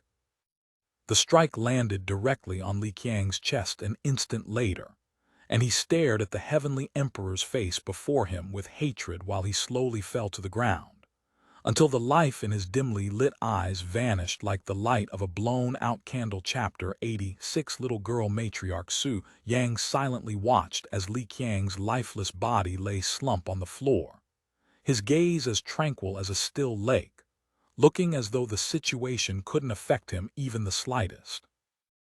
I had only planned to give you a warning tonight, but seeing how you were so eager to get yourself killed, I went ahead and fulfilled your wish. Su Yang shook his head and turned to approach the window. However, just as he was about to leave, the door to the room violently opened, and Liu Lanjai walked inside while yelling, "Why the hell are you making so much noise in the middle of the night? I will fucking kill you." Li Qiang, Liu Lanjai was already aggravated by her inability to sleep, yet she still had to listen to the commotion in this room, but her expression and lips quickly froze when she saw the situation. The first thing she'd noticed was the handsome middle-aged man because of his absurd and staggering appearance. She then noticed Li Qiang's lifeless body on the floor with blood dripping from his lips, looking as though he'd sustained grave injuries. Who are you? Liu Lanjai was on guard after a quick observation of the scene, her hands already touching her storage ring in preparation for battle. However, she did not immediately attack Su Yang and only stood there, looking apprehensive. Although Li Qiang was below her in terms of his cultivation base, he was still one of the top experts in this sect. Yet for him to be dealt with so quickly and efficiently by this middle-aged man, Liu Lanjai did not dare to overestimate her abilities by attacking him without knowing anything about his identity. "Relax, little girl. I came here tonight only for that fool who is already dead on the floor," said Su Yang with one leg on the window. "Little girl," Liu Lanjai frowned. While her appearance resembles that of a young lady who is still in her prime, she is actually well over 80 years old. Su Yang noticed the anger in her eyes when he treated her like a little girl despite her efforts in hiding it, and he smiled and continued, "Perhaps if you manage to live another 1,000 years, I will consider calling you a young girl." Liu Lanjai was more shocked than offended this time around. Someone who is 1,000 years old was only a young girl in his eyes. Just how long has he been alive thus far? What cultivation base could he possibly have achieved to have such a long lifespan? It was something that she couldn't even mentally fathom, since Earth Spirit Realm experts like her normally have a lifespan around 300 to 400 years. Why would someone as profound as you appear here to kill someone small like Li Qiang? Liu Lanjai suddenly asked him. "He was the patriarch of this sect, you know. How am I supposed to explain this to the sect?" Despite Li Qiang's death, Liu Lanjai didn't seem to display any signs of grief for him, which made Su Yang feel a bit surprised. "I killed him because he laughed at my appearance while I was passing through," said Su Yang with a serious expression, dumbfounding Liu Lanjai, who clearly wasn't expecting such an answer. "B. Because he laughed at you." For him to kill a patriarch like Li Qiang over such a ludicrous reason, Liu Lanjai no longer doubted his old age, as only those old monsters with prolonged life and a deep cultivation base could possibly exhibit such eccentric behavior. "Do you have a problem with that, little girl?" Su Yang removed his leg from the window and slowly approached her in an overbearing manner. Liu Lanjai instinctively retreated a few steps when Su Yang's overwhelming pressure filled the room, her back soaked in cold sweat. I had planned on replacing him when I find a better candidate anyway, and he was at fault for offending Senior, so I have no problem with Senior's decision. Instead, I would like to thank Senior for assisting me in dealing with him, even though it wasn't Senior's original intent," Liu Lanjai said with a bow, thanking him for killing Li Qiang. Su Yang halted his steps and nodded his head with approval, acting like a profound old man. "Very well, I accept your gratitude," he said a moment later. "Although I didn't plan to cause trouble for your sect, my actions have done exactly that, so my humble self shall compensate for your loss. Senior need not worry about such minor details," Liu Lanjai suddenly said, her forehead dripping with sweat. Although it would be rude to refuse his offer, Liu Lanjai didn't want to accept compensation from someone who'd just killed the patriarch of her own sect, afraid that his offer might do more harm than good, not to mention his fearsome presence that was forcing her to sweat buckets from just his presence alone. Having his offer refused, Su Yang frowned, deliberately looking offended despite feeling calm inwardly. "You are refusing my goodwill." It's been over 4,000 years since someone had last refused my generosity. Liu Lanjai trembled violently upon hearing his low voice that was spoken in a displeased tone, and her legs were even shaking clearly from the killing intent that radiated from Su Yang's narrowed gaze. "FF 4,000 years," Liu Lanjai exclaimed inwardly, nearly screaming out loud. What cultivation base would one need to have to be able to live for over 4,000 years and still look so young and energetic? By now, Liu Lanjai was sweating so much that the spot she stood was covered in liquid, making it seem like she'd just pissed herself. To be leaking at your age, you really are a little girl." Su Yang continued to tease her while recalling the arrogant attitude she had with him initially at the examination hall. Liu Lanjai looked down at her feet and came to a realization that the liquid under her feet was actually pee and not sweat. She'd accidentally pissed herself from fear. I apologize for showing such a disgraceful sight before Senior, Liu Lanjai said in a trembling voice, showing more concern for his presence than her own dignity. Seeing that she was really about to cry, Su Yang decided that it was time to stop teasing her, and he said while pointing to Li Qiang's dead body, "My compensation to your sect for killing your patriarch is that I am willing to become its patriarch until you find another replacement for that trash over there." What? Liu Lanjai looked at him with dazed eyes, looking as though she was in disbelief. She was so dumbfounded by Su Yang's words that she was still doubting her own hearing after many moments. "You heard me." Su Yang paused to walk over to the wardrobe, where he retrieved a clean set of the patriarch's robe, even wearing it over his outer court disciple robes, and continued, "I happen to have a lot of time on my hands, so I do not mind wearing this clothing until you find a proper replacement. But Liu Lanjai wanted to express her concerns, but Su Yang was already a step ahead of her. "What is there to be concerned about? I will only be the patriarch in name, so not only will I not change anything within sect, but I will even protect this place for as long as I am here." Despite his words, Liu Lanjai was still feeling doubtful towards his actual intent. Why would he offer to become this sect's patriarch when there is nothing he could benefit from being the patriarch? Why was he wearing clothes meant for her outer court disciples? Did he also forget that he was the reason why the sect no longer has a patriarch? "How about this?"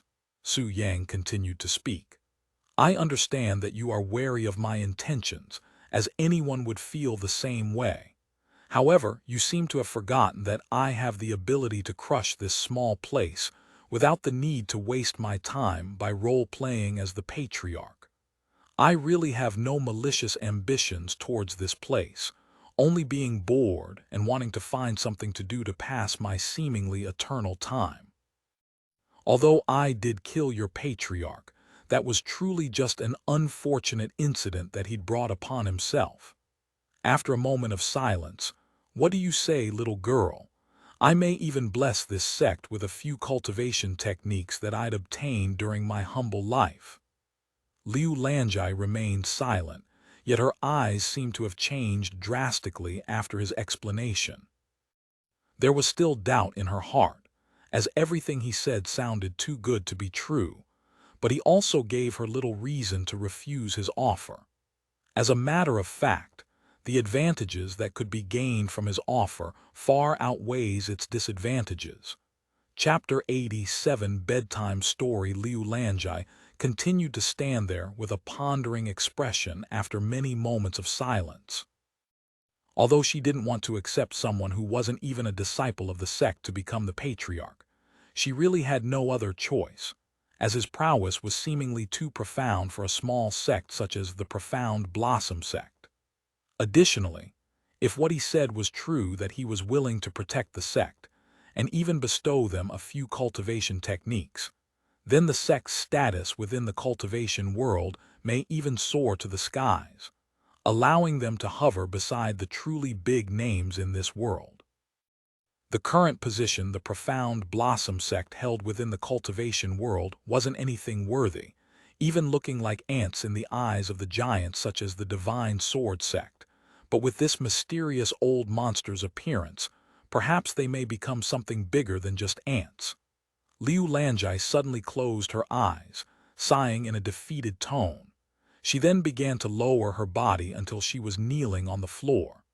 "Liu Lanjai greets the patriarch," she said loudly. Seeing this, Su Yang nodded with a smile. "Very well, then I shall remain in these clothes for a bit longer, and as agreed, I will not touch the sect, nor will I change anything, so you can continue every day as usual. Unless the sect is in peril, I will not intervene with your business," he continued. "What about him?" Liu Lanjai pointed at the lifeless Li Qiang and asked. "I will leave his body and the announcement of a new patriarch to you." Even if you have to lie to everyone within the sect, I do not want too much of a commotion, as I hate loud noises," he replied, essentially leaving all responsibilities of Li Qiang's death to her. Feeling bitter, Liu Lanjai nodded. "I understand. Good. Then I shall leave for the time being. If you need something from me, you can contact me using this jade slip." Su Yang threw at her a jade slip meant purely for communication before turning to approach the window again, and Liu Lanjai watched him leave without saying a word despite her many questions for him. At this moment, all she wanted was for him to quickly leave so she could finally organize her chaotic mind, not to mention that she has to think of an excuse for Li Qiang's death and the sudden emergence of a new patriarch without causing too much commotion within the sect. "Ah, why is this happening?" Liu Lanjai mumbled in a dazed voice. Su Yang returned to his living quarters after leaving the Yin-Yang pavilion, where Qiyu patiently waited for his return. "You're still awake. Although cultivators at your level doesn't require much sleep, you look tired. Get some sleep, or else it'll affect your beautiful skin," said Su Yang to Qiyu the moment he returned, pretending that he wasn't aware of her sneaky surveillance. Qiyu silently nodded. She then uncrossed her legs from her lotus position and laid on his bed, treating it as though it was her own bed. Su Yang could only smile at her actions and decided to leave her alone. However, just as he turned around, a low and sweet voice resounded. "Tell me a story like you used to," mumbled Qiyu, her gaze staring at his back with a lonesome feeling. Halting his step, Su Yang spoke with a smile on his face. "Which story would you prefer tonight, my spoiled little princess?" It was a phrase he'd regularly use whenever she'd ask him for a bedtime story. "The story of the mortal girl who traversed the universe in search for her missing father. It became a favorite of mine ever since I first heard it," she replied. "I know," said Su Yang. "Out of the hundreds of stories I've told you, it's the only story you've ever wanted me to repeat." Su Yang then sat on the bed beside her, and he began narrating the story in a tender voice, as Qiyu slowly closed her eyes to listen. There was a young girl named. She loved her caring father, who'd worked until he'd fall from exhaustion to feed her very dearly. But one day, he suddenly disappeared like a ghost. Devastated by her father's disappearance, she went on a journey in search for him. On her journey, she had slain countless demons and beasts, even becoming a famous name throughout the world. But alas, despite her worldwide fame and profound power, she was still unable to find her father even after many years. However, she did not give up and continued to search. One day, she broke the boundaries of a human being and soared higher than any cultivator in the world. Eventually, she reached a point where she was able to traverse the stars and travel the starry sky. Countless years have passed since she started her journey in search for her father, but the chances of her father, who was a mere mortal when he disappeared, still being alive at this point was non-existent. However, despite already aware of such facts many years ago, the stubborn daughter continued to look forward to the day her father appears before her again every day. Ultimately, she became one of the strongest existents in the universe, with the power to influence even fate. She then traveled to a mythical place where mindless souls awaited for reincarnation, with some souls there having existed for thousands of years. Qiyu was long asleep by the time Su Yang reached this point, her sleeping face as beautiful as a sleeping fairy and as peaceful as a baby who was deeply asleep. Su Yang stopped telling the story and reached for her face that was stained with tears with his hands, wiping the trail of tears from her silky face. He stood from the bed and left the room shortly after, closing the door behind him. Ha! Su Yang released a deep sigh once he was alone, his gaze seemingly filled with countless profound thoughts as he recalled the story of the young girl trying to find her father. And for the remainder of the gloomy night, Su Yang sat in the living room in silence, seemingly in deep thoughts. Chapter 88. Do you still remember me? When morning arrived, Su Yang silently left the house and headed for the distribution center, where the disciples of the sect go to receive their monthly allowances and rewards. At the distribution center, a beautiful lady sat inside a pavilion while distributing spirit stones and other things to the disciples that were waiting in line one by one. Su Yang went to the back of the line, standing behind dozens of outer court disciples that had arrived before him. "Hey, look at him, that's Su Yang, right?" One of the disciples in line recognized him and mumbled to the surrounding disciples in a concerned tone. The result of the death match between him and Dai Zheng still resounded in the head of many outer court disciples, so there were still many who felt fear towards him. Su Yang.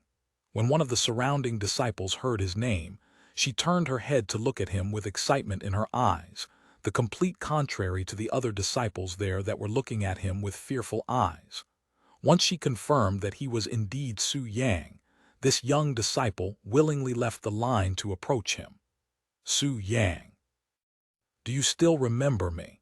This disciple was a young beauty with a prideful demeanor, and she stood beside Su Yang with her arms crossed.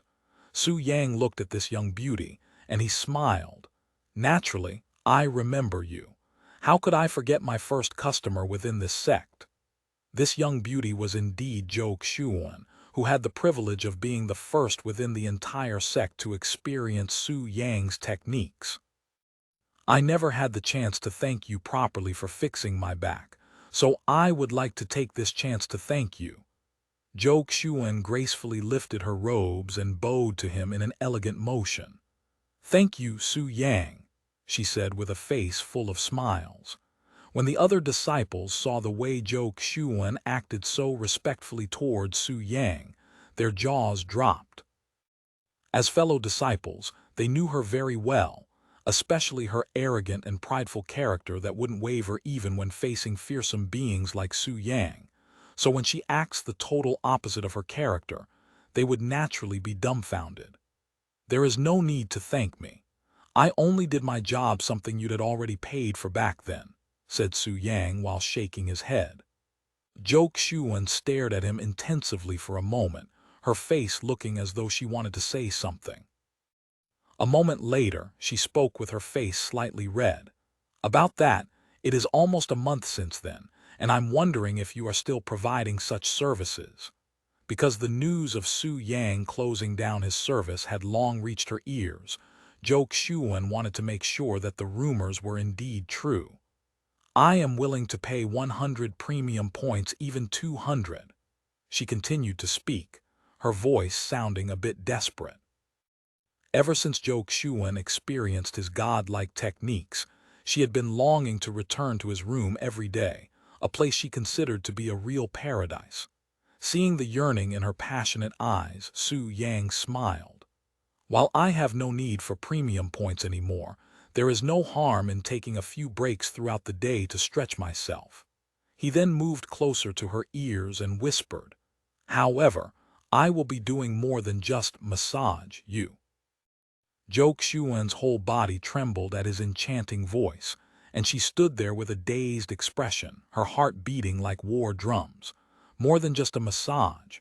Zhou Xuan believed that he was just poking fun at her, yet she couldn't help but feel elevated anticipation towards such a day. Zhou Xuan's beautiful face was flushed with redness at this moment, baffling the disciples there even further.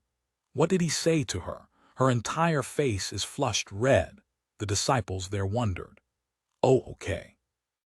Zhou Xuan nodded and turned around the next instant to walk back to where her friend stood, her movements clearly stiff like a puppet. She was feeling so bashful from his words that she could no longer stand beside him without feeling butterflies in her stomach, hence her quick retreat. Su Yang only smiled at her reaction and didn't say anything else. He then glanced at the beautiful lady inside the pavilion. The beautiful lady at the pavilion did not once stop distributing things to the disciples in line, but Su Yang had clearly sensed her gaze on him ever since he'd arrived. The line advanced quickly, and within minutes, it shortened by 2 dozens of disciples. It was relatively peaceful at the line, But when it was almost Zhou Xuan and her friends' turn to retrieve their things, the disciples there began making a commotion, causing everybody there to turn their heads. From a distance, two disciples in blue robes were quickly approaching the area, one extremely graceful young lady and one exceedingly handsome young man, and they both wore an overbearing expression on their faces as they approached the line. And without the need for the two blue-robed disciples to open their mouths, everybody within the line began taking steps backward, forcing the entire line to make space in the front of the line. Su Yang frowned at the situation and the outer court disciples' reaction to the couple's appearance. Core disciples, and two of them at that. It's senior apprentice brother Yun and senior apprentice sister Fang, and they are even together. Because core disciples are rarely seen outside of their cultivating areas deep in the center of the Profound Blossom Sect, the outer court disciples went into a frenzied state upon seeing the two, treating them as though they were celebrities. So this is the Profound Blossom Sect's core disciples. Su Yang quickly noticed their peak true spirit realm cultivation base that was stronger than almost every sect elders he'd seen thus far, and he recalled when Lan Liking called the core disciples prodigies chosen by heaven. Where have I seen her face before? Su Yang pondered as he stared at the female core disciples, face chapter 89, I will see you soon. When Su Yang saw the female core disciple, he almost immediately recognized her from the Burning Lotus auction house. She was that wasteful rich girl who'd bought all of his monster cores. When he first saw her in during the auction, she was not only wearing outer disciple robes, but her appearance was also disguised. However, Su Yang easily saw through her disguise the instant he saw her at the auction house, hence why he still recognized her now even though she looked entirely different back then. Cultivators disguising themselves to avoid attention could be seen everywhere, so Su Yang didn't find her actions odd. Though, he was slightly interested in why a peak true spirit realm like her would require so many elementary grade and profound grade monster cores, as they wouldn't benefit someone at her cultivation base, even if she consumed 100 of them. Perhaps this core disciple wanted to increase the quality of her yin qi by cultivating many yin element monster cores from the lightning cats, but even that seemed unlikely since there are much better and cheaper options.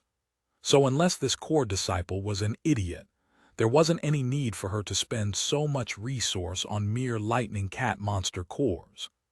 Senior apprentice sister Fang, she is one of only 8 core disciples that exists in the sect. Not only does she possess superior beauty, but she also has incredible talent, reaching the true spirit realm at the young age of 16, and the peak of true spirit realm only 10 years later. Truly a genius among genius. Senior apprentice brother Yun is slightly behind her in terms of talent, reaching the peak true spirit realm at age 27, but he possesses extremely vigorous yang, meaning his yang qi is twice as effective as normal. Hence, why there are always female disciples waiting in line to enter his chambers. Su Yang silently listened to the surrounding disciples express their awe for the 2 core disciples, feeling slightly baffled that there are currently only 8 core disciples out of thousands of disciples in the sect. Are the requirements for core disciples really that strict, or are the disciples in this sect just this mediocre? When the 2 core disciples arrived at the front desk, the young sect elder behind the counter stood up to greet them. How can the distribution center be of help to the core disciples today? I am only here to accompany junior apprentice sister Fang today, said the handsome young man with a bright smile, his gaze at Fang Zhelan. Fang Zhelan walked forward and said, I ran out of spirit stones. The moment the sect elder behind the counter heard Fang Zhelan's words, her expression froze. Disciple Fang, W., what happened to the few hundred spirit stones we gave you just last week? asked the sect elder, who already knew the answer. It's all spent, she replied calmly. Aya, the sect elder sighed loudly. Disciple Fang, although core disciples are privileged to almost all resources within the sect, there is a limit to how much you can waste. You have already retrieved over 1,000 spirit stones just this month alone. At this rate, we will go bankrupt. When the disciples heard the sect elder's words, they all expressed bitterness. Almost everybody within the sect was aware of Fang Zhelin's exaggerated spending habits, which they consider as her only flaw, so they weren't shocked at the situation at hand. What did you even buy that required you spent such a large amount of spirit stones in such a short time? Asked the sect elder. Monster cores, Fang Zhelin instantly replied, her voice still nonchalant. Why did I even ask? The sect elder sighed again. Well, how much did that gluttonous beast grow from those monster cores? She reached the true spirit realm. The sect elder went silent for a moment. How many spirit stones? She spoke in a defeated voice. 100. The sect elder then retrieved a small leather bag and handed it to Fang Zhelan. If it wasn't for that thing you are grooming, the sect masters would have long restricted your spending limit. Fang Zhelan accepted the bag of spirit stone and turned to leave with the handsome young man. The disparity between us outer court disciples and core disciples are truly too vast. The disciples there sighed in envy at how easily Fang Zhelan was able to obtain spirit stones. What would take them years of effort to obtain 100 spirit stones? All Fang Zhelan had to do was show up and say a few words. What are you all waiting for? Hurry up and get the line moving again. The sect elder yelled when the line remained unmoving after the core disciples left. The disciples finally snapped out of their mind and began moving again. I will see you soon, Su Yang. After Zhou Xuan retrieved her things from the distribution center, she returned to Su Yang to say a few words before leaving. A few minutes later, when it was finally Su Yang's turn at the counter, he approached the sect elder. You are Su Yang? Asked the sect elder the moment he'd arrived at the front. Yes, he said as he handed her his identification badge.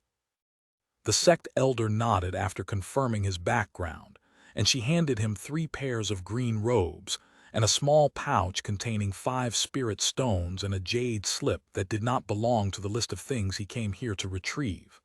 When you feel ready, you may head to the inner court to find a new living quarter. I understand.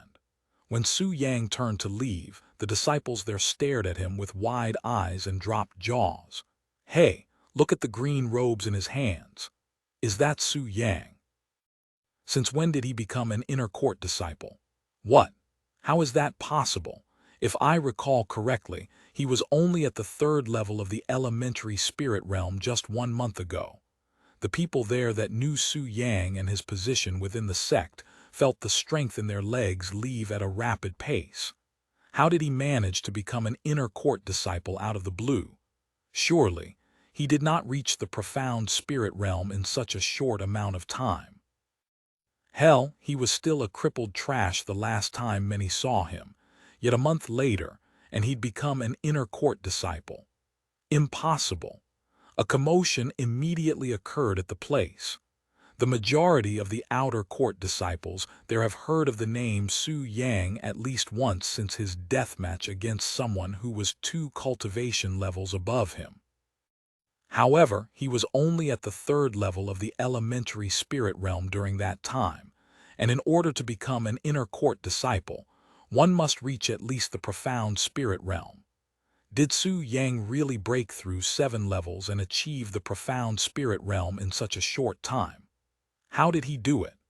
Su Yang ignored the many puzzled gazes that were staring at him and calmly left the place.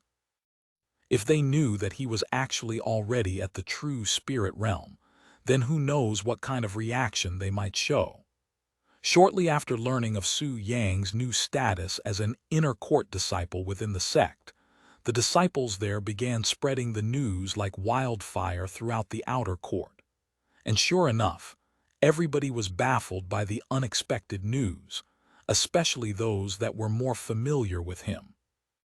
As for those that used to bully and treat him like trash, they all locked themselves in their homes, fearful of the day when Su Yang would return for revenge. Thank you for listening to the story on KevinAudio.com Chapter 90, Terrorizing the Sect. The news of Su Yang becoming an inner court disciple greatly shocked many outer court disciples. Nobody could imagine how he'd managed to reach the profound spirit realm in less than a month from the third level of the elementary spirit realm, but there were plenty of speculations going around. Some speculated that Su Yang had a fortunate encounter during his sect mission that allowed his cultivation to soar, and others guessed that he had consumed some sort of heavenly treasure. Either way, the fact that Su Yang, who used to be a cripple and a piece of useless trash, had managed to become an inner court disciple, while the rest of them are still mere outer court disciples, aroused a profound sense of envy in many disciples. Inside Su Yang's room, Keiyu slowly opened her moon-like eyes and sat up in a sluggish motion. She then looked around with a dazed expression, feeling a bit light-headed from the deep sleep. Prior to meeting Su Yang, she was always on high alert for the sacred Moon Palace, hence why she could never sleep peacefully.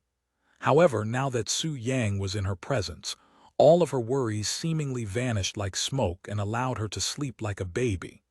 Father, being unable to see Su Yang's figure when she woke up, a sense of terror appeared in her heart, feeling fearful that her meeting with Su Yang was only just a dream. Father. Confused, Keiyu jumped out of the bed, and her cultivation base unintentionally erupted out of her body, instantly covering the entire Profound Blossom Sect with a terrifying pressure that caused everybody within the sect to tremble violently, feeling as though there was a dreadful beast in the vicinity. The sudden pressure shocked the living hell out of many people and made them believe that they were under attack, and many disciples even directly fell on the ground after their legs abandoned them. Dozens of sect elders could also be seen running out of buildings with alarmed expressions and weapons in their hands, looking as though they were ready for battle. Keiyu was at the Divine Lord realm, 2 whole realms above the strongest cultivators in this small and growing world, so even a small portion of her cultivation base would be enough to scare Earth Spirit Realm cultivators to tears, let alone these poor disciples below the true Spirit Realm. Why are you trying to scare people to death so early in the morning? Suddenly, Su Yang's voice loudly resounded from the living room, snapping Keiyu out of her panicked state. With a dumbfounded expression, Keiyu used her spiritual sense to look at the living room where the voice resounded from. When she noticed Su Yang looking towards her direction through her spiritual sense, her entire face flushed red from embarrassment. The door to the room opened, and Su Yang appeared before her. Suddenly terrorizing the entire sect with your cultivation base, do you care to explain yourself? Even I was startled by your little stunt, Su Yang said to her, looking a bit baffled by the situation. I had a nightmare, she replied in a stiff voice. A nightmare? Su Yang looked at her with wide eyes. Unbelievable. If I wasn't in time wake you up, everybody in this sect would have suffocated to death from the pressure today. Keiyu was beyond speechless, feeling even more dumbfounded than everybody in the sect currently. To think she'd caused such a commotion by accident, even she was in disbelief at the situation. After a moment of awkward silence, Su Yang sighed and said, "Forget it. Just remember that we are surrounded by mortals, so we need to be more mindful of our actions, especially you, Keiyu." Hearing his words, she nodded. "I understand. It will not happen again." The moment Keiyu apologized, Su Yang reached into his storage ring and retrieved a jade slip that was glowing brightly. "Senior, what is this pressure?" Liu Lanjai's terrified voice resounded from the jade slip, clearly worried about pressure caused by Keiyu. "Ahem." Su Yang cleared his throat and began speaking in a disguised voice. "I have already dealt with the problem. There is no need for you to worry about it anymore." "What? It has already been dealt with?" If you do not believe me, you can go look around yourself." I believe," she quickly replied. "If there is nothing else, I will return to my business." Su Yang deactivated the jade slip and turned to look at Kyu with a weird expression. Kyu also turned her head, purposefully avoiding his gaze. "Anyway, I have somewhere I need to attend to," Su Yang suddenly said. "Where are you going?" Su Yang retrieved another jade slip, the one he received at the distribution center today, from his storage ring and handed it to her. "Take a look yourself," he said. Kyu then used her spiritual sense to read the content of the jade slip. After reading the contents, she looked at Su Yang with a weird expression. "Why did they pick you?" she asked with a frown. "It'd be weird if I wasn't picked after what happened at the examination hall," he chuckled. "What happened at the examination hall?" Because she didn't follow him with her spiritual sense during his assessment at the examination hall, she was unaware of exactly what happened there. "Are you really going?" she then asked. "It seems fun, so why not?" "Which part of this seems fun to you?" she said in a disappointed voice, clearly unhappy about the contents of the jade slip and his decision to attend such farce. Su Yang remained silent, showing her only a smile on his face. "You really are a scoundrel, father," she sighed. Hearing her remarks, Su Yang began laughing out loud. "Anyway, I have to talk to someone before I leave for this event. Make sure you do not repeat what happened today when I am gone," he said to her as he left the room. Once Su Yang left, Kyu looked at the jade slip in her hand again. "I really hate this place. I should have destroyed this place when I had the chance just now." She released a deep sigh, before crushing the jade slip with her hands until it shattered into countless fragments. Chapter 91 Reunion between Master and Slave. Nearly every disciple within the outer court stopped whatever they were doing and stared at the handsome young man in a set of green robes casually strolling towards the medicine hall. Fuck! The rumors are true. Su Yang really became an inner court disciple. He is actually at the profound spirit realm.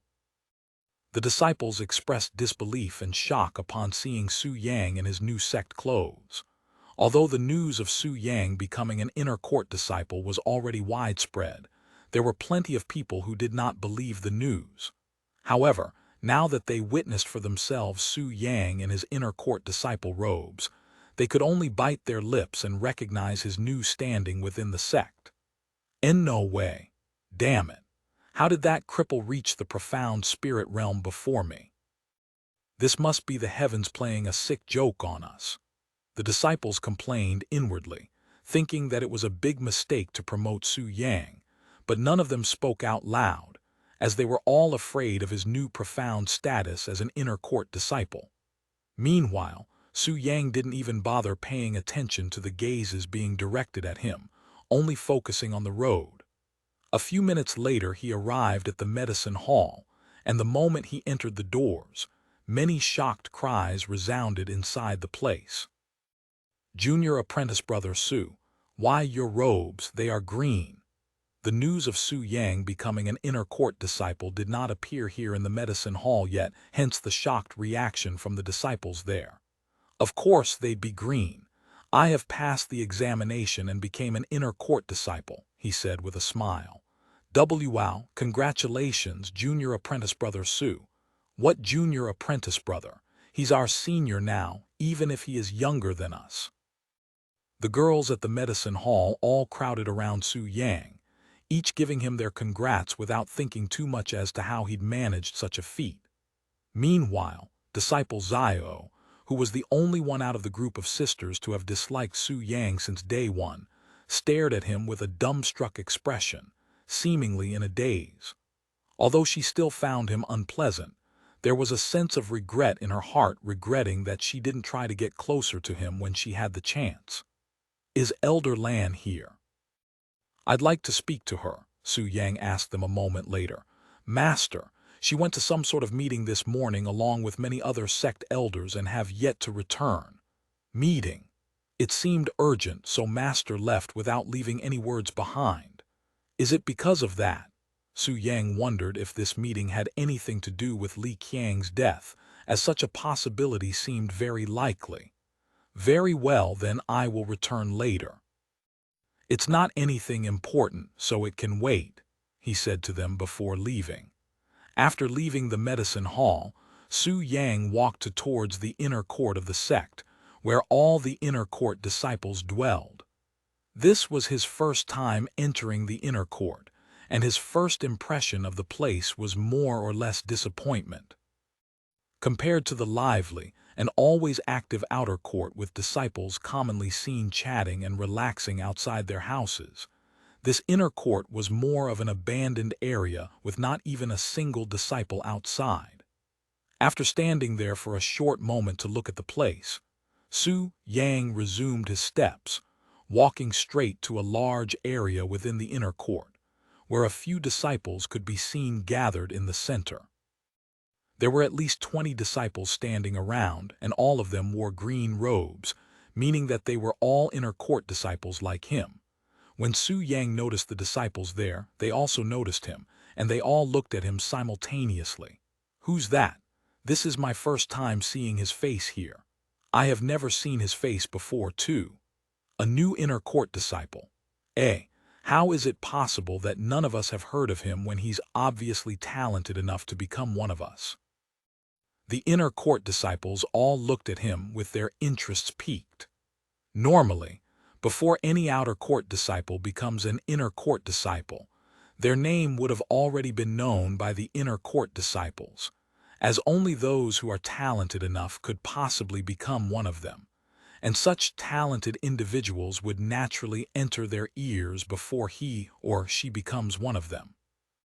Su Yang, however, became an inner court disciple out of the blue, and he was known for being a useless cripple within the outer court, so it wasn't weird that these inner court disciples, people that only care about the talented, didn't know of him. He's Su Yang. However, not everybody there didn't know Su Yang's face, since there was clearly someone there that was aware of his identity. You know him.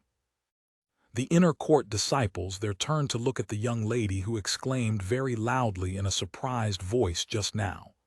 The young lady just realized that she'd said his name out loud by accident, and her face reddened. A troubled expression appeared on this young lady's face. She clearly didn't want to associate herself with Su Yang, especially not when all her friends were there. When Su Yang first saw her familiar-looking face, he instantly recognized her identity, and a grin appeared on his face. He began approaching the group at a slow and steady pace, seemingly unfazed by their fearsome presence as a group. Once he reached in front of the group of inner court disciples, or more precisely, the young lady that had called out his name, he bowed sincerely and said in a respectful voice, "It's been a while, Master." The inner court disciples looked at Su Yang and the young lady, and after a moment of thinking, they finally realized the situation. "So he's your servant all along, senior apprentice Sister Li." Even though I have seen this plenty of times, it still never fails to entertain me, your habit of turning others into your own slaves. The surrounding disciples began laughing out loud. The young lady, who was precisely Li Xiaomo, began sweating profusely at their words, and all of the memories of her trying to subdue Su Yang only to be conquered by him quickly returned to her head. Chapter 92. Are you regretting your actions now? What's wrong, Master? Have you already forgotten about me? Su Yang took the initiative to speak to Li Xiaomo when she was seemingly speechless. What are you doing here, Su Yang? And your clothes? You are an inner court disciple now. The tone Li Xiaomo used when speaking to Su Yang was not anything like a master speaking to her servant, and instead sounded more reserved, almost as if she was talking to someone above her but didn't want to make it sound so obvious. "It's all because of you, Master. If it wasn't for your help, I would have never made it here." Su Yang continued treating her as though she was his master, even throwing in a few lies to make things difficult for her. "Senior apprentice Sister Li, Why don't you introduce this manservant of yours to us already? Someone suddenly said out loud, and the surrounding disciples nodded. Li Xiaomo looked at the surrounding disciples with a perplexed expression on her face, silently cursing each and every single one of them inwardly. After another moment of silence, Li Xiaomo showed a graceful smile and said, "Junior apprentice brother Su, why must you tease me like this? You made everyone here believe you to be my servant, which is far from the truth." Huh! The smiles on the surrounding disciples froze, and they glared at Su Yang with sharp eyes after realizing that he had played all of them. "How boring, you really are no fun, Li Xiaomo." Su Yang shook his head, feeling disappointed that she didn't play along with him. "Li Xiaomo." A few disciples there frowned at the way Su Yang casually addressed her, even calling her by her full name. It gave the two a feeling of intimacy, and that secretly displeased a few people there that felt a certain way towards Li Xiaomo, who was relatively popular within the inner court disciples. "Who the hell are you, new kid? Do you not know senior apprentice sister Li's background here within the inner court?" A handsome young man with long hair and sharp eyebrows spoke out loud as he looked at Su Yang with an unfriendly gaze. "Junior apprentice brother Gu." Li Xiaomo narrowed her eyes at the individual who just spoke, which only made him feel even more irritated. Senior apprentice sister Li protected the newcomer. When the disciples saw this, their interest in Su Yang skyrocketed. Li Xiaomo was known for her arrogant and overbearing demeanor, so for her to go out of her way to defend someone, that individual must have some sort of special background that even she has to respect. Anyway. Li Xiaomo cleared her throat and turned her attention back to Su Yang. "What are you doing here?" Su Yang looked around at the surrounding disciples and said, "This is the gathering place for that, right? Why else would I be here? What? You are also participating in this event?" Not only was Li Xiaomo shocked at the reveal, but even the other disciples were also dumbfounded. "That's impossible. You are clearly a new inner court disciple. There is no way that you could have been chosen for this," exclaimed the disciple surnamed Gu. "Are you kidding me? How could someone who just become an inner court disciple participate this event that upholds the sect's reputation? Based on what qualifications? Junior apprentice brother Su, only those with a substantial amount of experience as an inner court disciple may participate in this event. Yet you being here does not make sense." Li Xiaomo partially explained to him why everybody there was surprised. "Is it really that surprising for me to be here?" Su Yang nonchalantly shrugged.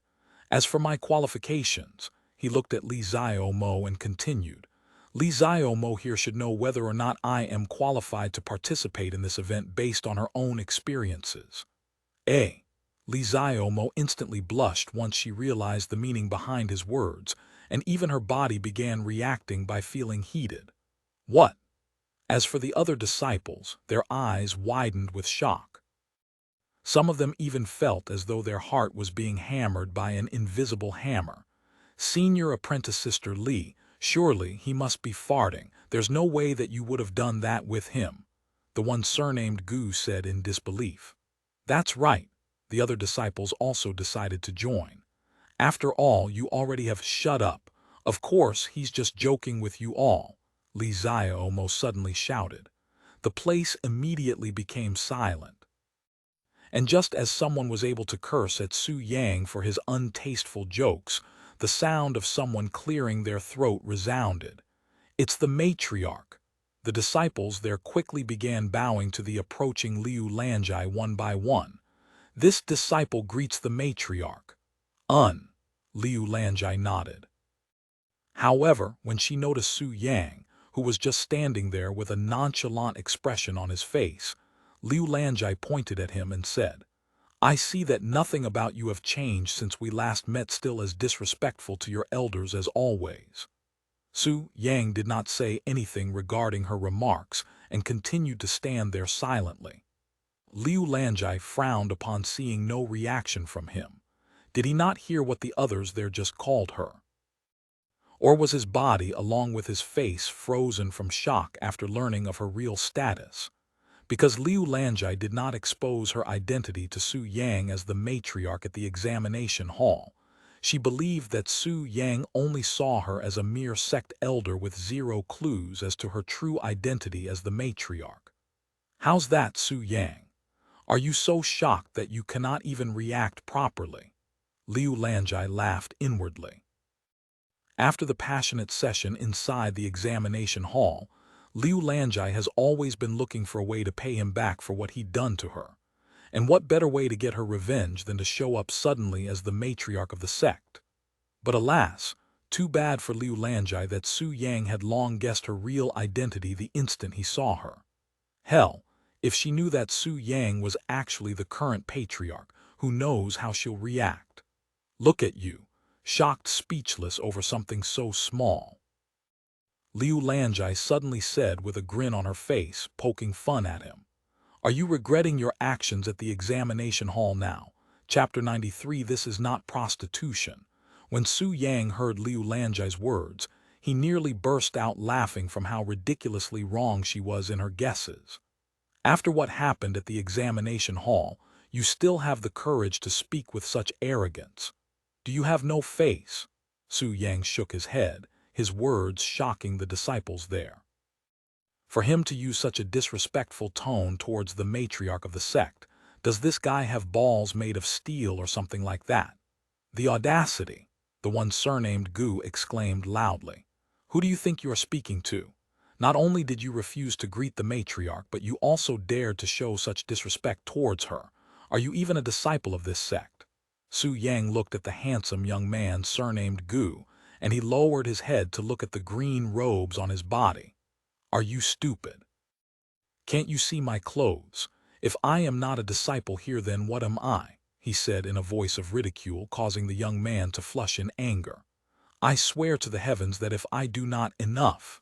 Liu Lanjai interrupted the two and said, We are already late to the event because I had a meeting to attend.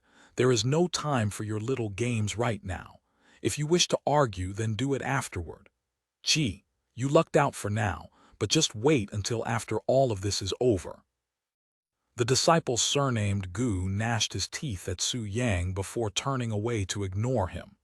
Hearing his threat, Su Yang didn't even lift an eyebrow, as such empty threat was just that insignificant to him. A moment later, Liu Lanjai continued, Anyway, let me brief you all on the situation before we head to the Chamber of Embrace.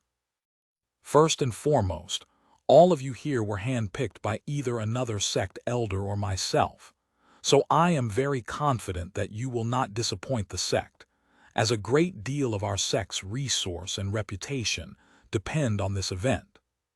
The next thing is that the female-to-male ratio here is clearly uneven, with 2/3 of the participants here being female.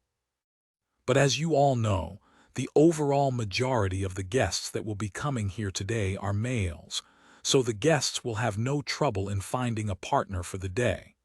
As for the males, you all should already know what will happen, right? Yes, matriarch. The male disciples there looked at each other with intense gazes, looking as though everyone there had turned in rivals.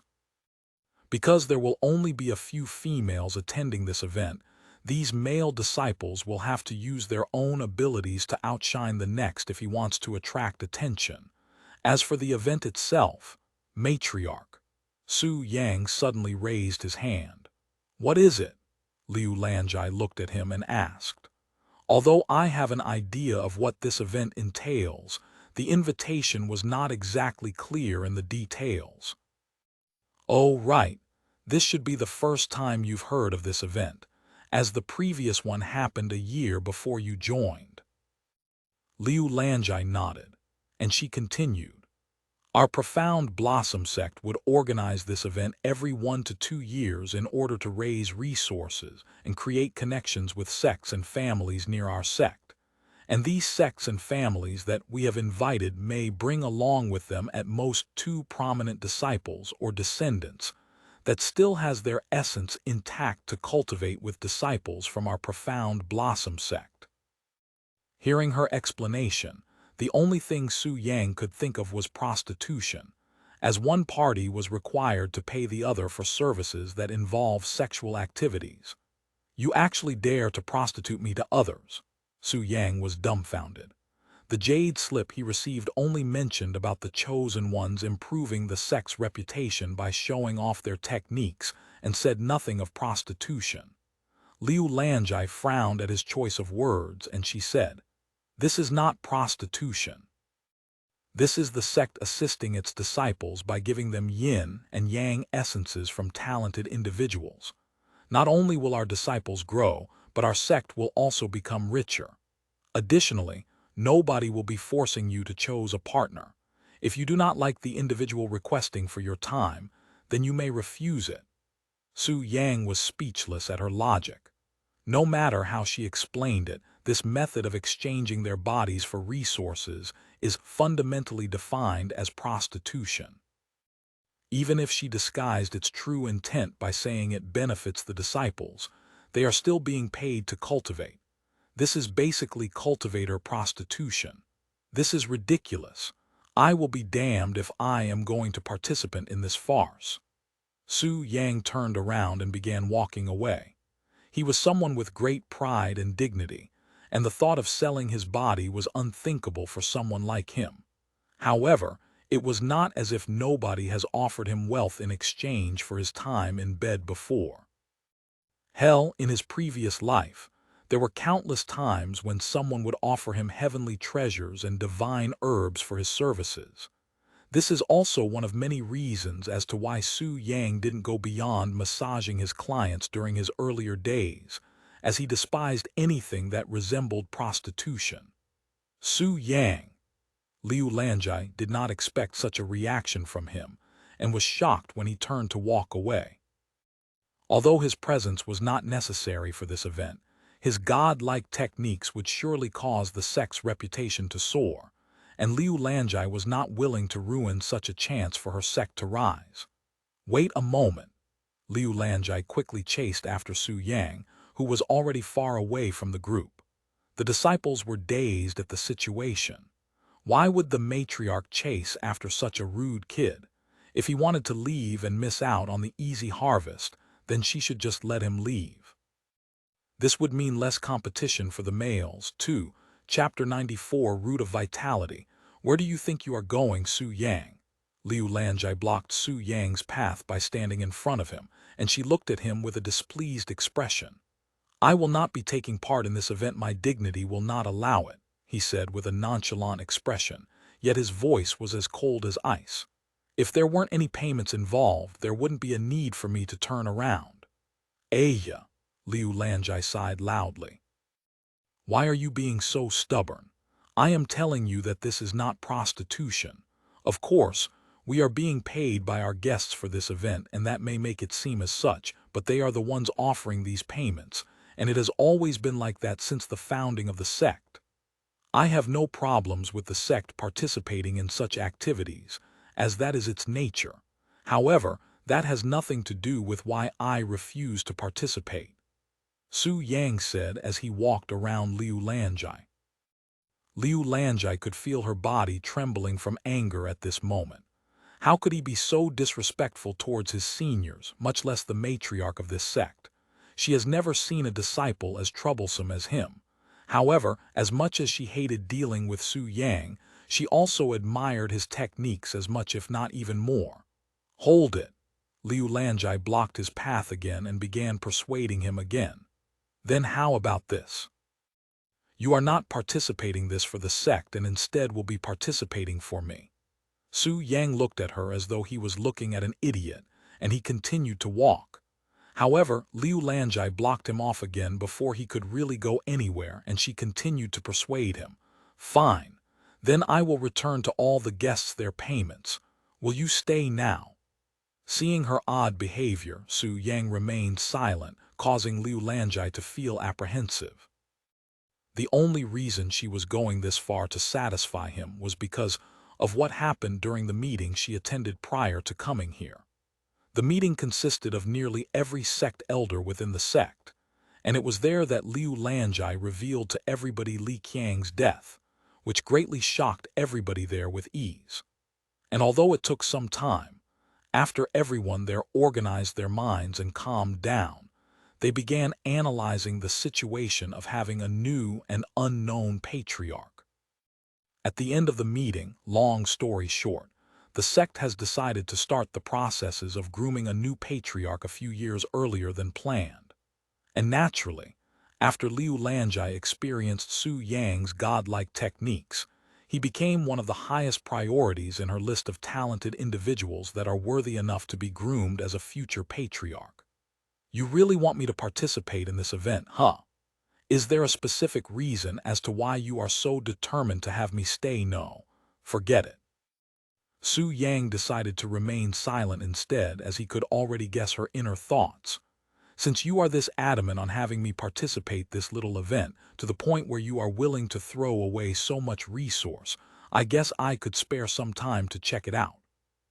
Does this mean? However, I have another request, he suddenly said. You still want more from me? Surely this must be the famous saying, give an inch and they'll take a mile. It's not much, really. I only want to use the yin-yang pavilion to cultivate for a few days. What? You want to use the yin-yang pavilion? That's impossible. Even if I ignore the fact that only the sect masters are allowed to use the yin-yang pavilion, the patriarch would never allow it, said Liu Lanjai. Although she personally wouldn't mind lending him the yin-yang pavilion, she didn't want Su Yang, who was known for being disrespectful to his elders, to bother the new patriarch, someone with an eccentric nature. Who knows what the patriarch would do if Su Yang offended him? Not to mention that Su Yang was also a candidate for the next patriarch, and it'd be a tragic event if he died because of something like this. However, Liu Lanjai then continued, I can give you the privilege to use the Chamber of Embrace for as long as you'd like, all free of charge, of course. You're being awfully generous today, matriarch. Did you wake up on the right side of the bed this morning? Su Yang chuckled. Liu Lanjai became speechless. She didn't know how to respond to him, so she decided to end their conversation there. Meanwhile, the disciples all wondered what they were talking about for it to take so long.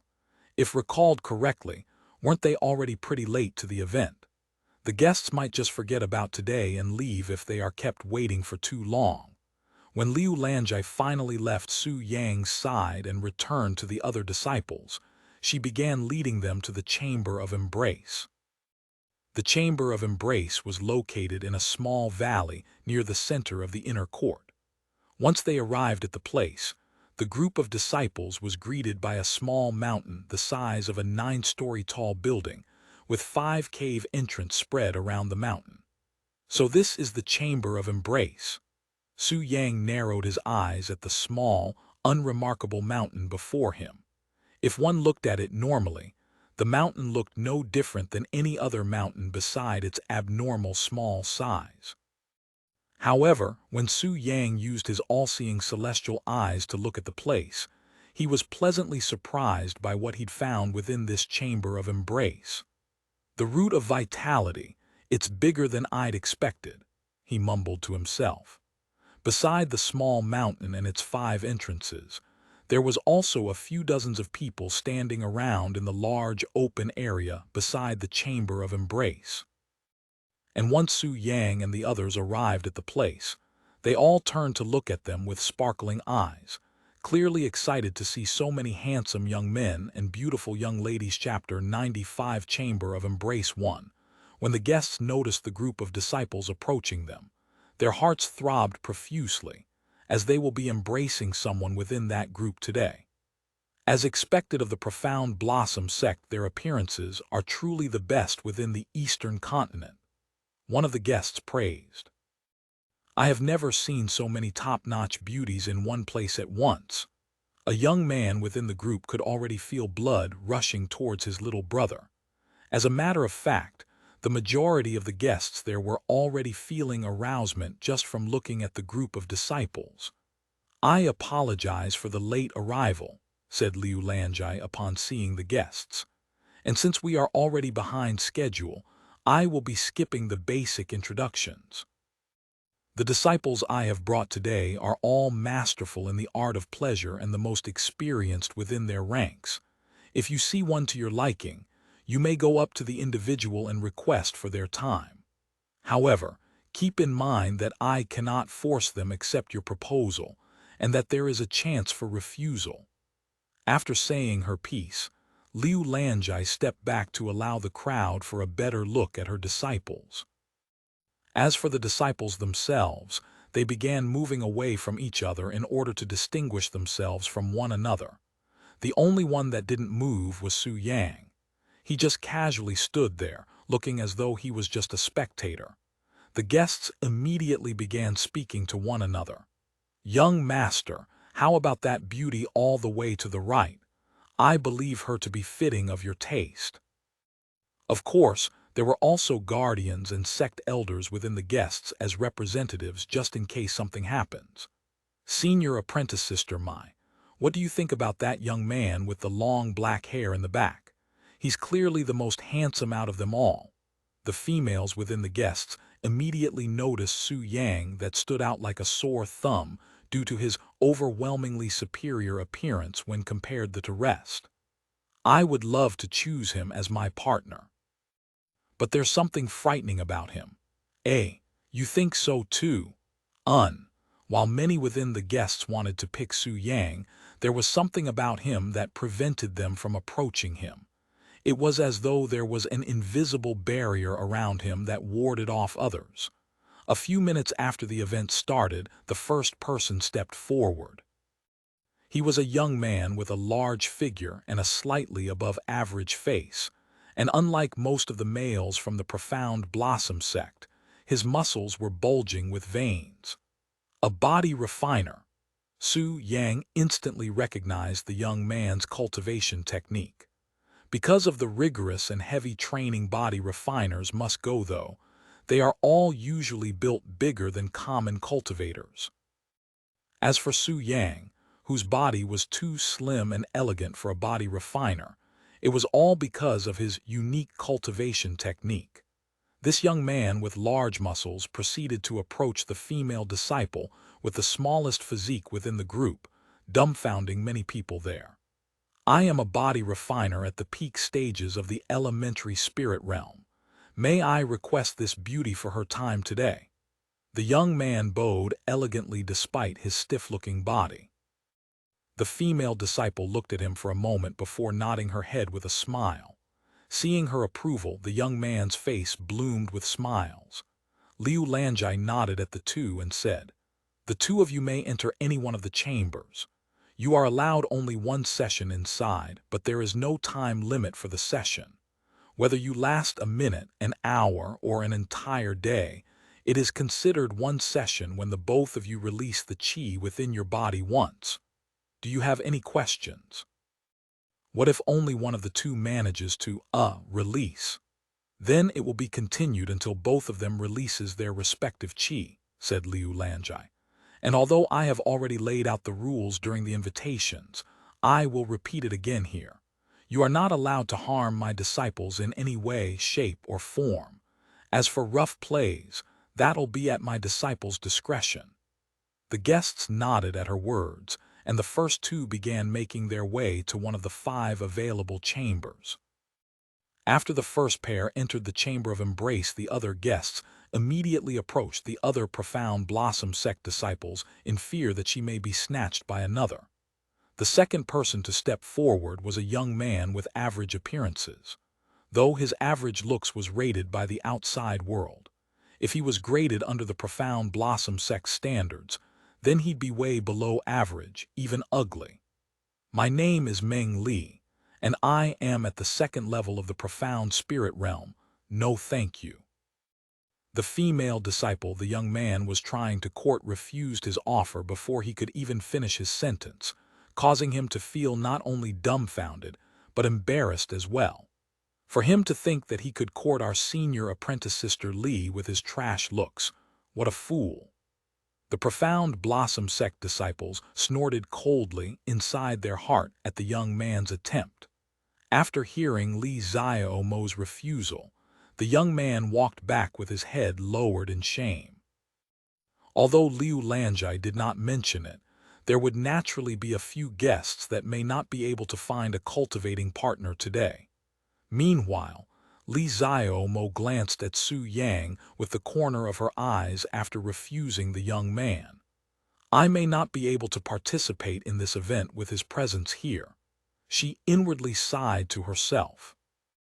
Although it was common for disciples of the Profound Blossom Sect to cultivate with more than one individual throughout their life in the sect, there are still individuals that did not like the idea of sharing their partners, with some even going as far as rejecting anyone that has already been taken. Li Xiaomo clearly felt some way towards Su Yang after their first encounter, and afraid that he may be one of those individuals that dislikes the idea of sharing. She decided to sit out on this event despite already showing up Chapter 96 Chamber of Embrace. Too many minutes have passed since the event started, and all 5 entrances to the Chamber of Embrace were closed at this moment. While everybody there waited, a few disciples from the Profound Blossom Sect side decided to introduce themselves in order to attract more attention.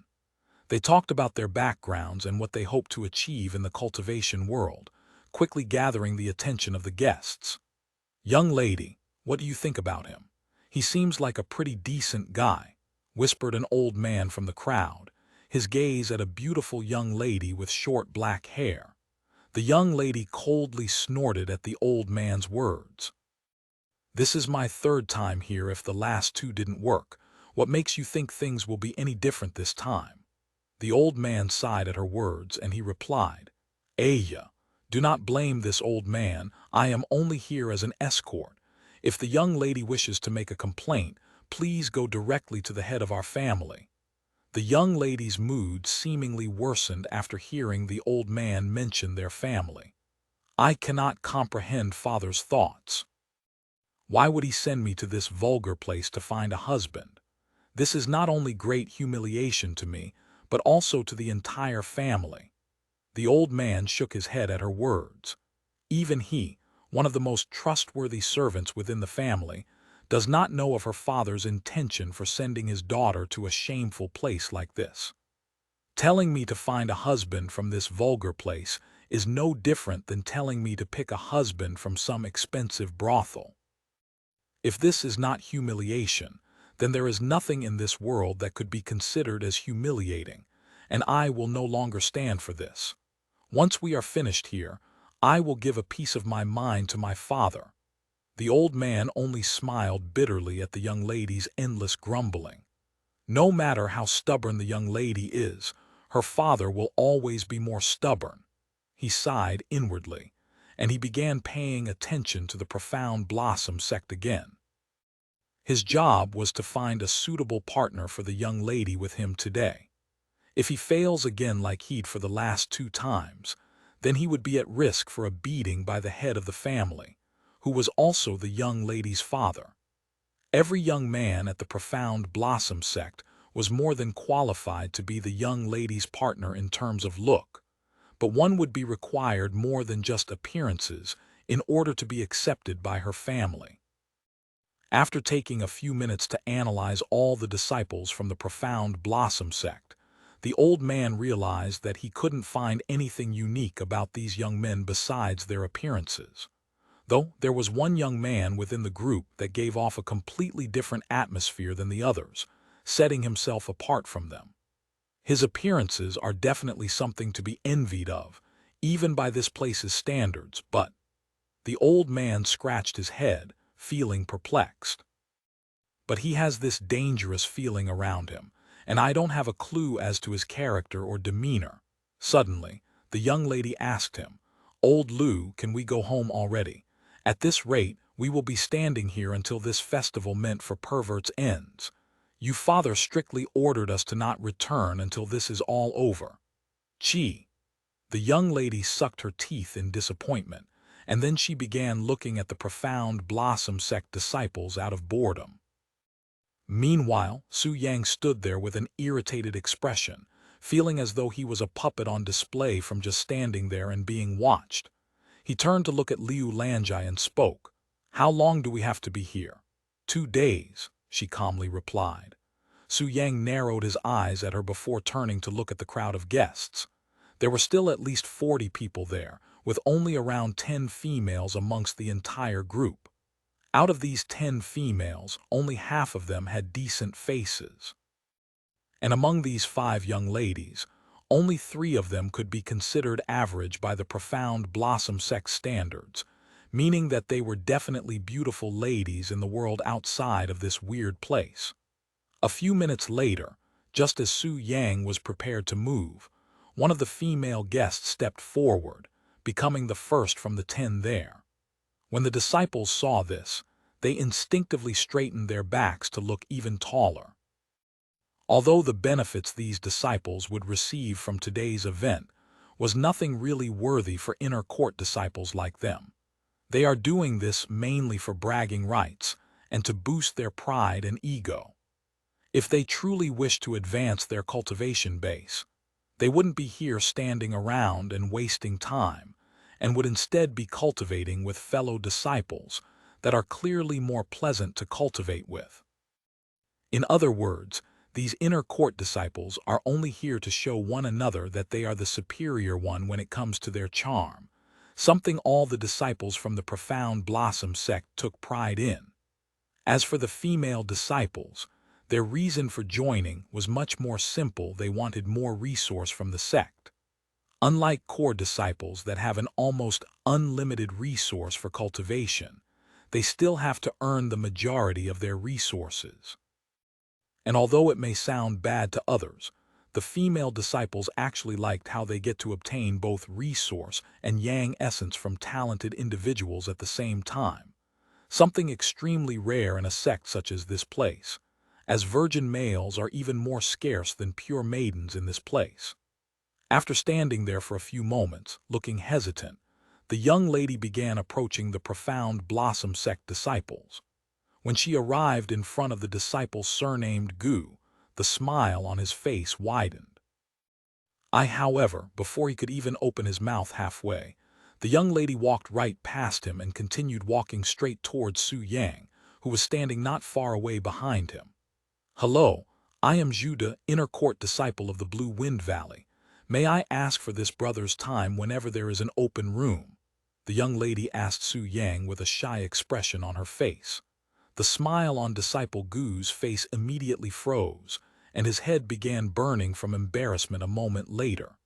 Su Yang. He growled inwardly, feeling anger as though his family was just murdered right in front of him. Chapter 97 Chamber of Embrace 3. Su Yang silently gazed at the seemingly docile young lady before him. She had long black hair, delicate features, and a decent figure. If she were in the world outside of this place, then she'd definitely be recognized as a beauty. Judah looked more nervous as time went by without any replies. Su Yang closed his eyes and he spoke. "I refuse." "Why?" Judah's expression expressed shock for an instant before she managed to put on a stiff smile. "May I ask why? Am I not good enough for this brother?" she asked him, trying to stay calm.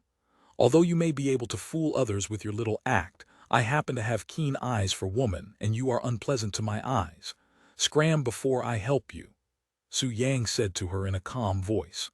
Not only was Judah dumbfounded by his seemingly harsh and unwarranted words, even Liu Lanjai's jaw dropped from shock.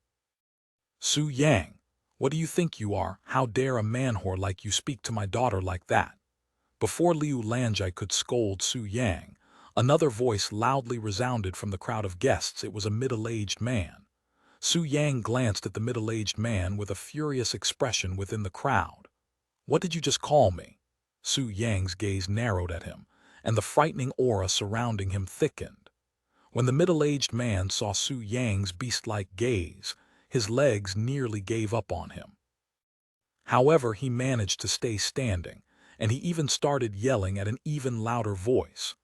"I paid your sect a great amount of resources not to have you insult my daughter. I demand even if you decide to give me the world as a payment, I still wouldn't touch her." Su Yang laughed out loud. "Su Yang," Liu Lanjai called for him. She couldn't understand why he was being so rude, even going as far as to make such inappropriate remarks seemingly for no reason. Ha ha ha. Suddenly another laughter besides Su Yang's resounded. It was a feminine laugh. Everybody turned to look at the one who just laughed. It was a beauty young lady with short black hair. This is hilarious. Judah, this is the first time I've witnessed your little act ineffective against someone. Truly a scene to behold. Young lady. The old man beside her looked at her with a surprised expression. What was she trying to achieve by meddling in their conversation? Lu Lifen, mind your own business. Judah called her name in a chilling voice. The young lady named Lu Lifen laughed even louder at her words. Or what? What are you going to do to me, surnamed Zhu? Judah gnashed her teeth with hatred, her gaze at Lu Lifen filled with killing intent, yet she didn't dare to refute, seemingly afraid of the young lady with short black hair. The Lu family. The middle-aged man also looked at Lu Lifen with an unpleasant gaze, but when the old man beside her turned to look at him with narrowed eyes, his body immediately trembled from a dreadful feeling. Old Lu, the middle-aged man mumbled under his breath, and he turned to his daughter and said, Dare, forget about him. He's clearly not worth your time. Judah nodded, but as she turned to leave, Su Yang mumbled to her, So it's a family thing, huh? Su Yang's words caused Judah to halt for a moment, but she managed to ignore him and walk away. However, just as Judah passed Disciple Gu, he spoke to her. To disrespect a fine lady such as yourself, that bastard clearly isn't a man. Judah stopped her steps this time. What may this brother's name be? She asked him in a sweet voice. I am Gu Wei, Profound Blossom Sect inner court disciple. I am Judah, Sister Zhu, correct. How about it, Sister Zhu? Want me to comfort you in place of that idiot behind me? He said, directly going for her hands. Judah remained silent for a moment before nodding. Seeing this, Su Yang grinned. What a great matchup, he laughed inwardly. The two of you may enter once there is an available room, said Liu Lanjai upon seeing the two pair up. After Gu Wei and Judah paired up, the two proceeded to wait in a separate area where they could connect with each other while waiting for an available room. Meanwhile, Su Yang looked at the young lady with short black hair with a slight smile on his face. He then began moving forward, taking casual steps towards the crowd. Where do you think you are going, Su Yang? Liu Lanjai called him out before he could even move 3 steps. To pick a partner, of course, he said calmly, dumbfounding everybody there, especially the Profound Blossom Sect disciples, who told him that he was allowed to choose. That's ridiculous. Since when are you going to tell me no? Su Yang interrupted the disciple that was speaking and spoke directly to Liu Lanjai, who was looking at him with a frown. Since when did I turn into some toy on display waiting to be picked and played? He continued. I am Su Yang, I choose who I want to embrace. There was profound feeling within the words he spoke, especially the last sentence, and the proud expression on his face as he spoke managed to charm many people there. Even Liu Lanjai looked at him with wide eyes, seemingly a bit dazed by his words. Su Yang continued to walk after his words, and he was seemingly heading towards the young lady named Lu Lifen. When he stood in front of her, Su Yang smiled and said, I can tell that you are also bored of being here, so why don't we go somewhere quiet to drink some tea? The young lady also smiled. Is there such a place here? She asked him. Of course. It's just right over there. Su Yang pointed to the chamber of embrace, giving her a small chuckle. Say, I am curious, how did you know? She then asked.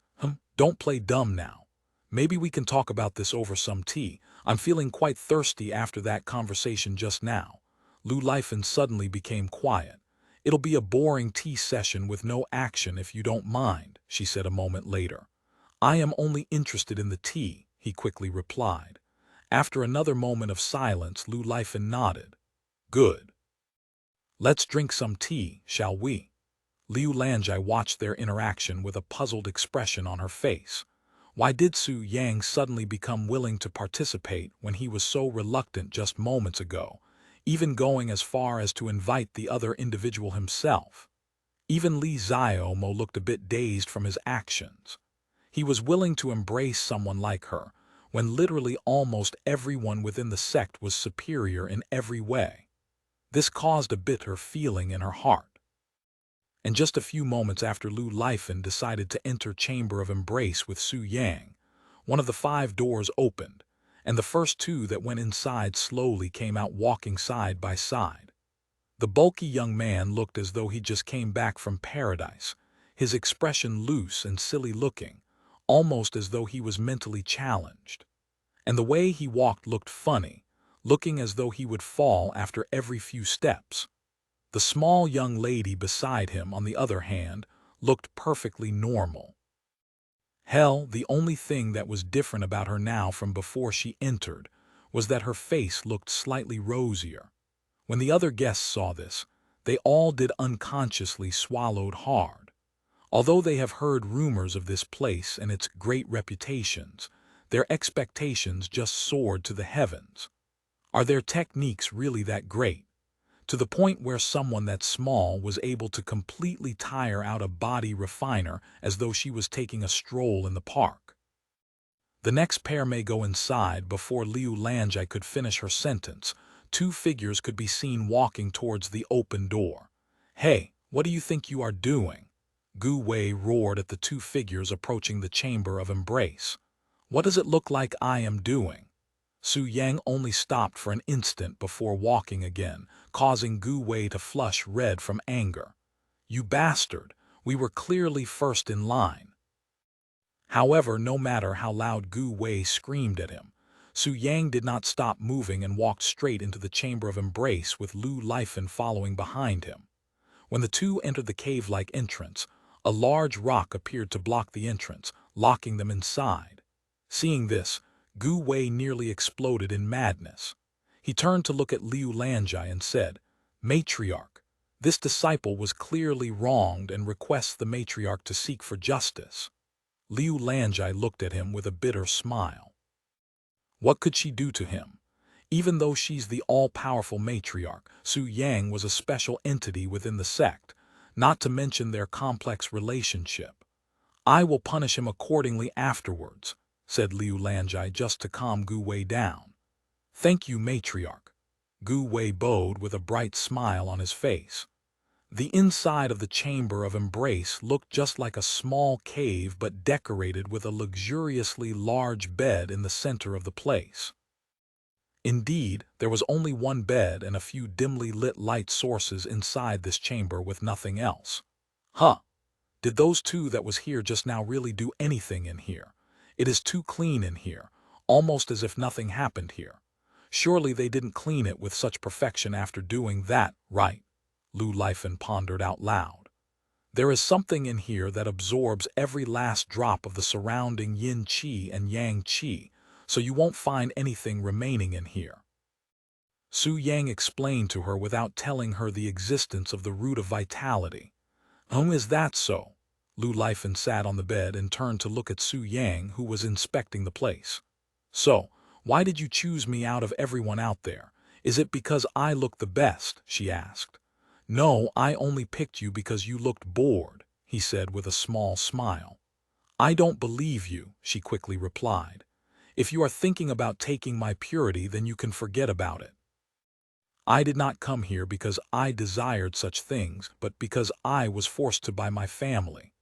"Understandable, but I really do not intend on touching you," Su Yang assured her again, his gaze still wandering around the place, looking as though he was searching for something.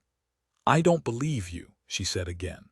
Su Yang stopped looking around and turned to look at her with a grin. "I will not benefit much from someone at the 4th level of the profound spirit realm even if I take your yin essence." Lu Lifen eyes slightly widened at his words. How did he know her cultivation base? Su Yang began looking around the place again, and his weird actions gradually attracted Lu Lifen's curiosity. "What are you doing?" she asked. "Looking for a way to dig something out without uprooting this entire mountain," he casually said. "PFT. Lu Lifen laughed at his reply, thinking that he was joking with her. "Hey, tell me about yourself," she continued. "Su Yang, inner court disciple." I don't care about that. I am a scoundrel that enjoys embracing beautiful women. It is also my sole reason for living. Are you suggesting something? She said with a frown. Don't worry, you are not in my category of beautiful women, he calmly said. Hearing his words, Lu Lifen's face reddened, clearly angry at his remarks. Are you picking a fight with me? I will have you know that all right, I am ready to leave, Su Yang suddenly said, dumbfounding her. What, already? We literally just got here. I have achieved what I came here for, so I am ready to leave unless you want to stay here a bit longer to exercise. Lu Lifen coldly snorted and said, Let's go. I have misjudged you. I came here believing you to be an interesting individual, but I was wrong.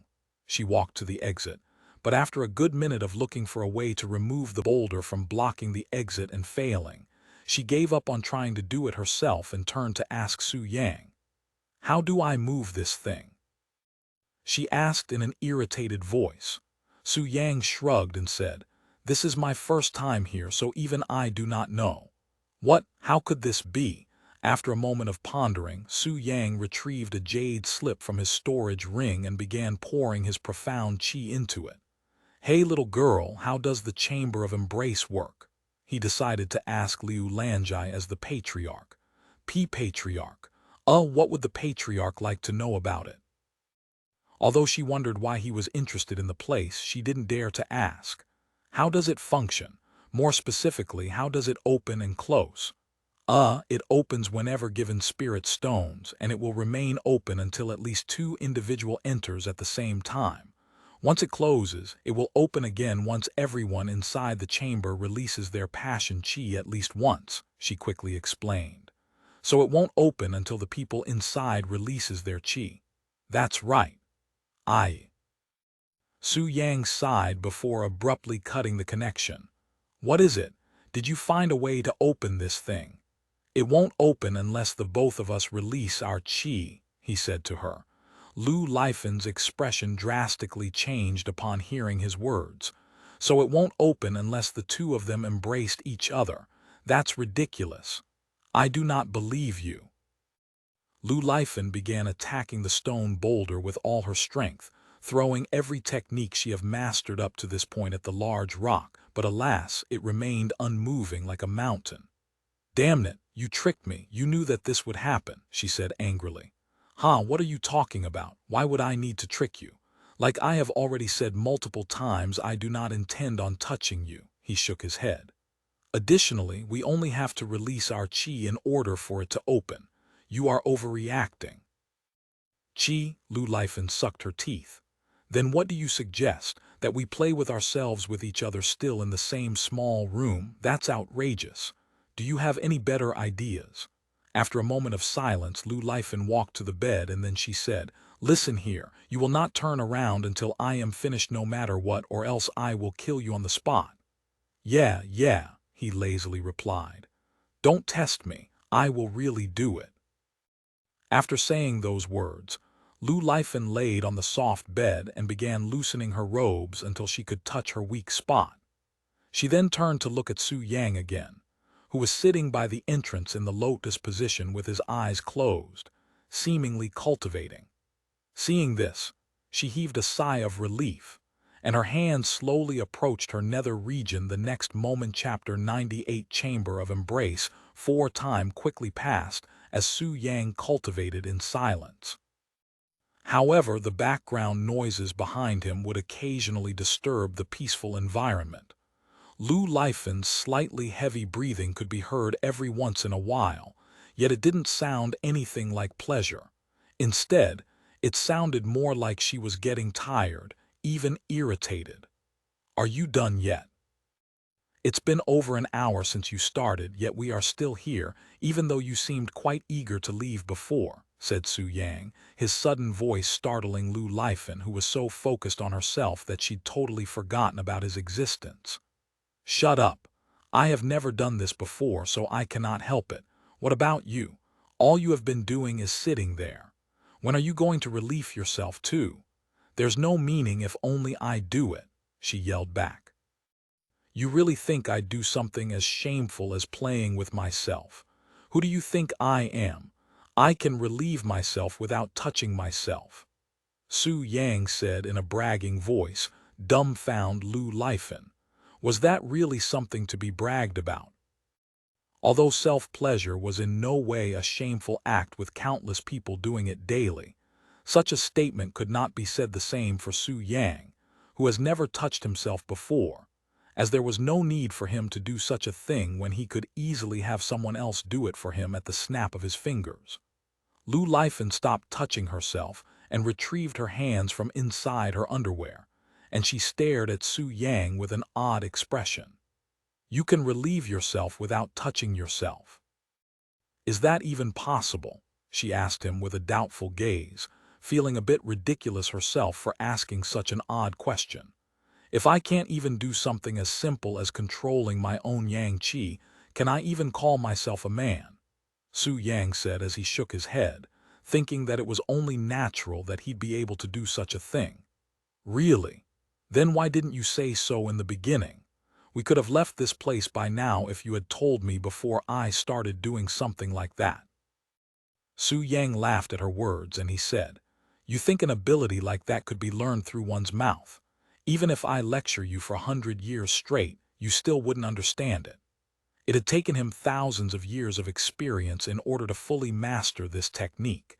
Yet this little girl who wasn't even 20 years old actually thought that she'd also be able to learn it. How laughable. Lu Lifan frowned at his words, feeling even more helpless now. Then what else can I do? I have been trying to release my yin qi for the past hour without any results. If anything, it's actually hurting right now, she said as she pointed to her nether region. Su Yang looked at her with a strange expression on his face. Even people half your age would be able to relieve themselves without any help, yet you cannot do something as simple as satisfying yourself. How pure are you, really? Shut up. Unlike you sensual cultivators, I am a normal cultivator who does not need such knowledge in my life. Your future husband will be sad, you know. Fuck, you really are a despicable person, she glared at him angrily. Su Yang shook his head and then he approached her. We will never leave this place at this rate. How about I help you with your yin qi? He said to her in a nonchalant voice. You want a what? Get away from me, you pervert. I will kill you if you dare to touch me. Lu Lifan backed herself to the wall when she noticed Su Yang walking towards her. Do I really look like someone who'd force myself upon others? I am just offering my services to you so that you can satisfy yourself. I won't touch you anywhere you do not want, he said in a voice filled with sincerity. Lu Lifan stared at him in silence. After a few moments, she opened her mouth to ask, What will you be doing to me exactly? Back massage to loosen your body, strengthening its sensitivity to anything it touches, he said. A back massage, that's all, really. Are you forgetting where this is? We are in the Profound Blossom Sect, a reputable place known to many, or else there wouldn't be so many guests such as yourself here today, not to mention the matriarch is right outside. If I, an inner court disciple of such sect, does something as immoral as forcing myself onto a guest, who would want to come here for services anymore? I'm not stupid enough to risk my entire life, even ruining my sect's hard-earned reputation at the same time for a little girl like you. Su Yang shook his head with a dejected expression, looking as though he was offended by her distrust for him. When Lu Lifan saw his expression, she realized that she had been overreacting this entire time. He was right. If the disciples of this Profound Blossom Sect could not be trusted, then why are there so many guests here today? I'm sorry for doubting you. Even though I am here as a guest, she apologized in a low voice. I guess it's probably because I am still mad at my family for sending me here. The sad expression on Su Yang's face instantly disappeared, and a smile appeared in its place instantly. I will accept that apology if you lay on this bed and allow me to massage your back, he said. Although Lu Lifan was still feeling hesitant, she nodded her head regardless, and she approached the bed in small steps. Once she was on the bed with her back facing to the ceiling, Su Yang slowly moved his hands towards her slim figure. Chapter 99. Lick it more. The moment Su Yang's fingers touched her back, a wave of tingling sensation surged within her body like an electric current. This unexpected feeling in her body caused her to let out a surprised moan. Ah tilde, her moan slightly echoed in this small place. When she realized what she had done, her face flushed red. What had happened just now? What did he do to her body? It was at this moment Su Yang slithered his fingers across her back with snake-like movements, spreading the tingling sensation all over her body. Lu Lifen's body trembled and her hands naturally turned into fists, stiffening the muscle in her body. Relax your body. Su Yang's gentle voice entered her ears as he pressed his fingers into her soft body. Ah tilde, another unintentional moan escaped her mouth. What is this feeling? Lu Lifen was shocked at the reaction of her body. It felt as though even a gentle wind created by Su Yang's moving hands could cause her body to tingle with delight. This feeling of pleasure was something she couldn't experience when she was playing with the most sensitive part of her body, yet she was feeling such a strong sense of contentment at this moment from a mere back massage. If only this could last forever, she thought to herself as her body slowly submerges itself into paradise. An unknown amount of time passed for Lu Lifen since she went into a mythical state of harmony, and suddenly, the heavenly feeling that wrapped her body abruptly stopped. She turned to look at Su Yang with a puzzled look, wondering why he'd stopped. I am done. Your body should now be sensitive enough that even someone as unskilled as yourself would be able to please. Lu Lifen stared at Su Yang with a blank look. Go ahead, I will be waiting for you to finish over there, said Su Yang as he pointed at the corner, sounding as though he really had no other intentions in his mind. Wait. Lu Lifen grabbed him by the sleeves before he could take 2 steps. Then with a blushing expression she spoke. Since we are already at this point, why don't you help me with the rest? Chem. Su Yang turned to look at her with a pondering expression. I won't understand you if you are being this vague, he said in a genuinely puzzled voice. Although Lu Lifen somehow knew that he was faking his perplexion, she still decided to explain to him in detail her desire. I want you to help me with releasing my yin qi, she said in a timid voice. Are you sure, even though you were so reluctant with me touching you? Stop playing innocent and help me already. I am saying that you can touch me, she said in an aggravated tone. What should I do? Su Yang continued playing hard to get. If you help me, then I will also help you in return, Lu Lifen said loudly. Hearing her words, Su Yang smiled. Since you are this stubborn, I guess I can help you. Lu Lifen pouted at his words, but since he accepted her request, she decided to let it go. Su Yang sat on the bed and he patted his lap. Come, sit on my lap. You want me to sit on your lap? Why do I have to do something that embarrassing? You find this embarrassing, yet you want me to help you release your yin qi. Are you sure you want to do this? Lu Lifen frowned, but she didn't have anything to refute him with, so she turned her body and pressed her soft buttocks on his lap, sitting on him like a child sitting on her parent's lap. Then I will begin, Su Yang said a moment later, and she timidly nodded. Su Yang then loosened her robes and slipped his right arm into her dress like a snake slithering into its prey's home. Lu Lifen could feel his warm hand slowly approaching the region in between her legs, causing her body to stiffen. Her breathing pattern quickened, and her entire body shivered from Su Yang's gentle breathing on her neck. A moment later, she could feel something touch her bottom lips and her legs instinctively closed itself. Relax, Su Yang whispered from behind her ears, and as though his voice was imbued with magic, her tense body began loosening itself.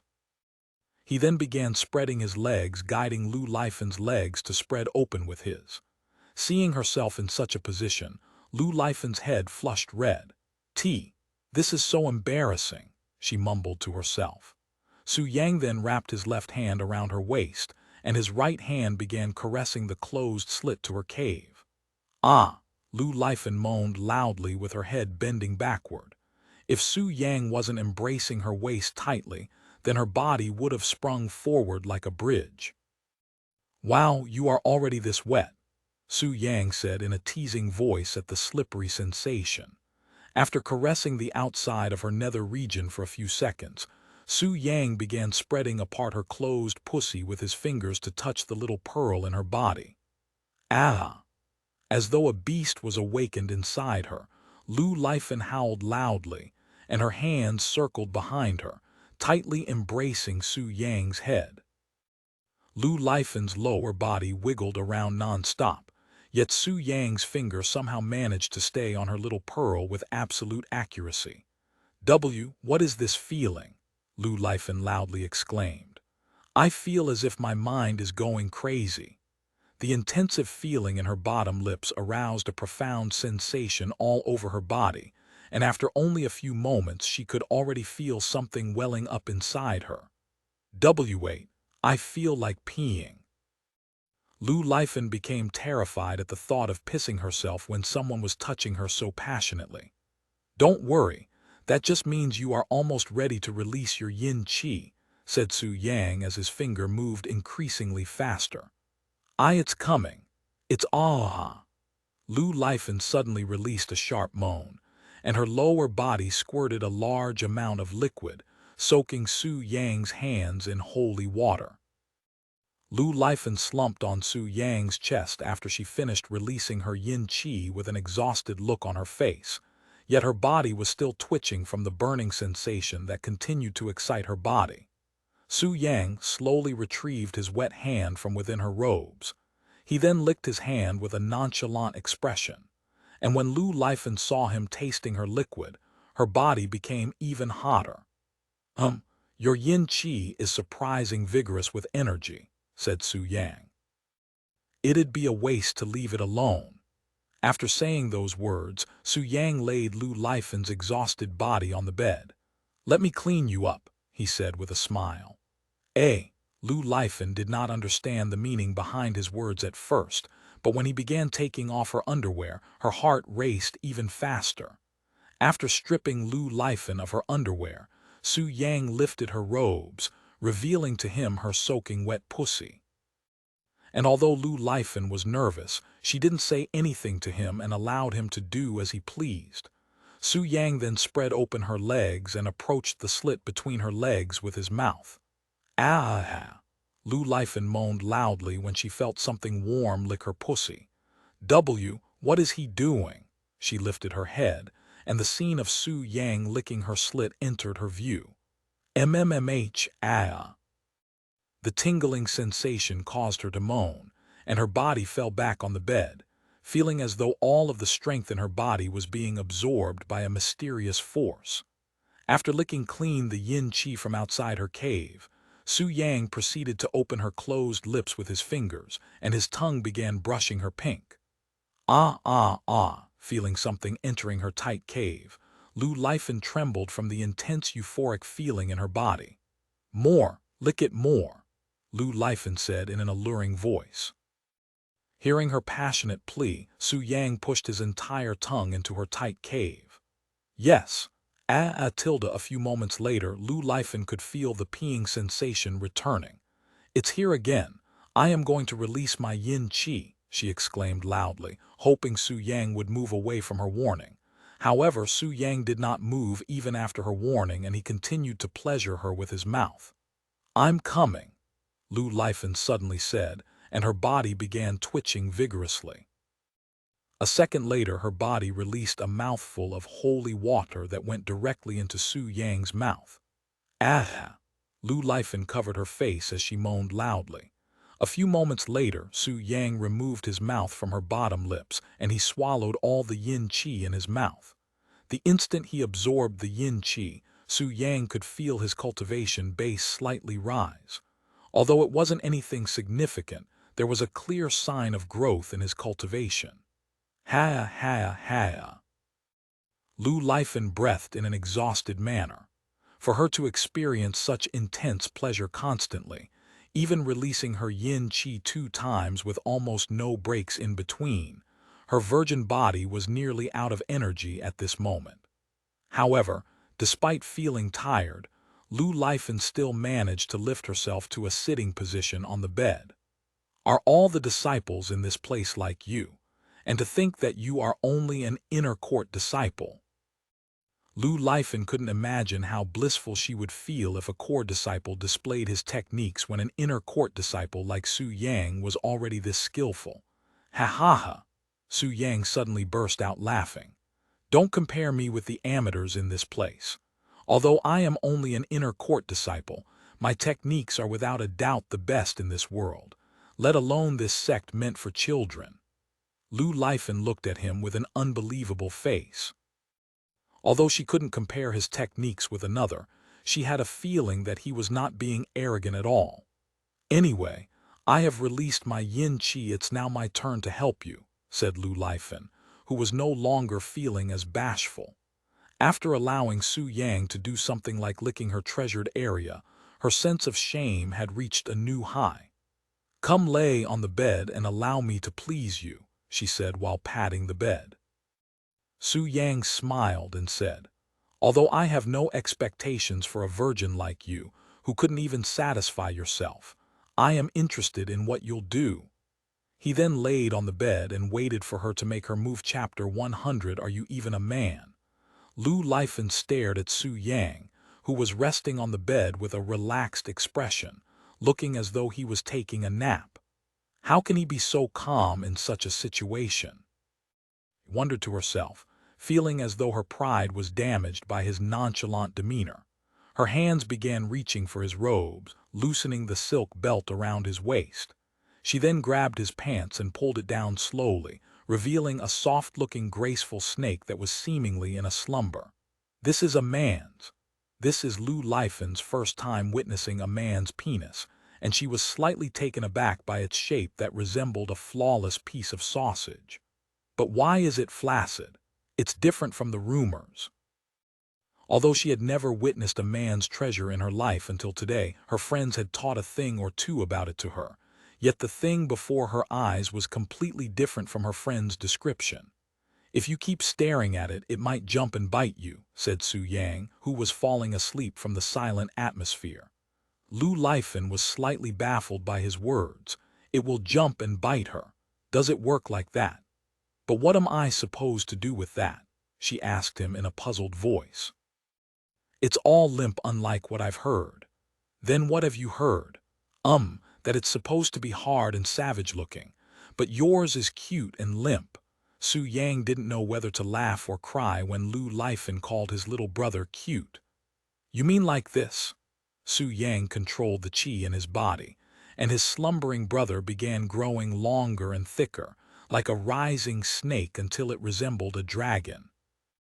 Lu Lifen gasped at the shape-shifting phenomenon that happened before her very eyes, and the idiom, a carp leaping through the dragon gate, appeared in her head.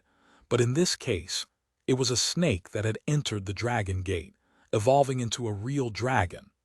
The thing before her was no longer a slumbering snake but an awakened dragon instead. So big, Lu Lifen mumbled, and her fair hands unconsciously reached for it.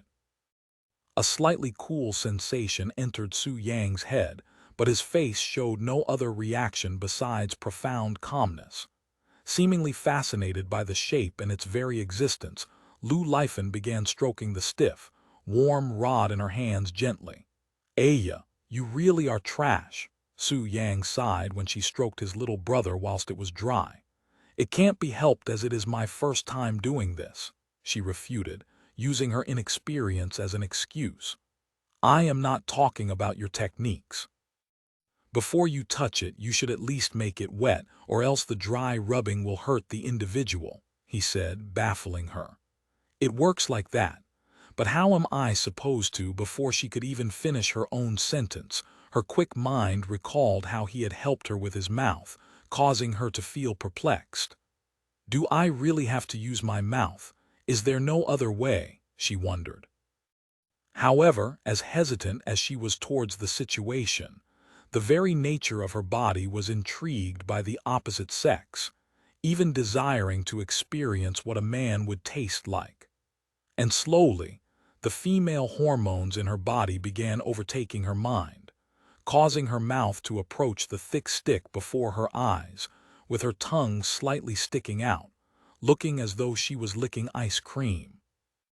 When the tip of her tongue touched the hot stick, her body trembled from excitement, and a strong sense of lust surged within her heart. Lu Lifen began licking every inch of the meat stick in her hands, quickly soaking the entire thing with her saliva. Haya haya. Her intensive licking caused her to be out of breath within moments, forcing her to take a break. However, even as her mouth separated from the thick stick, her gaze continued to linger on it, seemingly ensnared by its tyrannical presence. After she regained her breath, her mouth approached the treat again. Su Yang, who was still resting on the bed with his eyes closed, suddenly felt something warm and soft envelope his little brother. He opened his eyes and lifted his head to look at Lu Lifen, who had managed to stuff his entire thick rod into her mouth. The scene of Lu Lifen swallowing his entire penis had caused him to feel surprised, as he didn't expect her to be so ferocious as a maiden. Lu Lifen's movement stopped when she realized what she had done. Her mouth was full, and she even felt its frame in her throat. However, despite doing something this ridiculous, there was a sense of comfort in her body, feeling as though such actions was only natural for her. Soon, she began moving her head in an up-and-down motion, causing the small room to be filled with gagging sounds. While Lu Lifen served Su Yang with intensive and deep fellatio service, he stared at her with a weird look. It was an expression someone would have when their expectations had been surpassed. As for Lu Lifen, she was completely absorbed in satisfying her awakened lust at this moment, seemingly in a trance. Time passed quickly, and unbeknownst to her, half an hour had passed. During this time, even Lu Lifen herself couldn't comprehend where all this energy was coming from that allowed her to continuously suck on Su Yang's penis. There were times when her energy almost ran out, but before it could completely vanish, more energy would surge within her body out of the blue, almost as though there was something helping her recover. Little did she know that this was all Su Yang's doing. Every once in a while, before her energy would exhaust, he would exert some of his profound qi through his penis and into her mouth, helping her recover. As for why he was going through the effort by helping her keep her energetic, it was simple. He really enjoyed her intensive but amateurish deep throats. It reminded him of someone in his past life who really enjoyed intensive acts like this. Although Su Yang has had his little brother sucked countless times in his past life, there were only a few individuals that would dare to take it all in their mouth, and seeing Lu Lifen, who has never participated in sexual acts prior to today, willing to swallow his treasure whole, he was without a doubt impressed. Haya haya. A minute later, Lu Lifen finally decided to stop. She then looked at Su Yang, who was laying on the bed comfortably with an unpleasant expression, and said, "When are you going to release your yang qi? I have been doing this embarrassing act for what felt like an eternity, you know." But despite her complaints, she was actually just displeased by the fact that she wasn't able to make him release his yang qi whilst he easily made her release her yin qi within minutes. Oh, I nearly forgot about it, he casually chuckled. As someone with godlike skills in the art of pleasure, if he didn't want to release his yang qi, even if he was feeling pleasure, he could easily hold it for as long as he desired.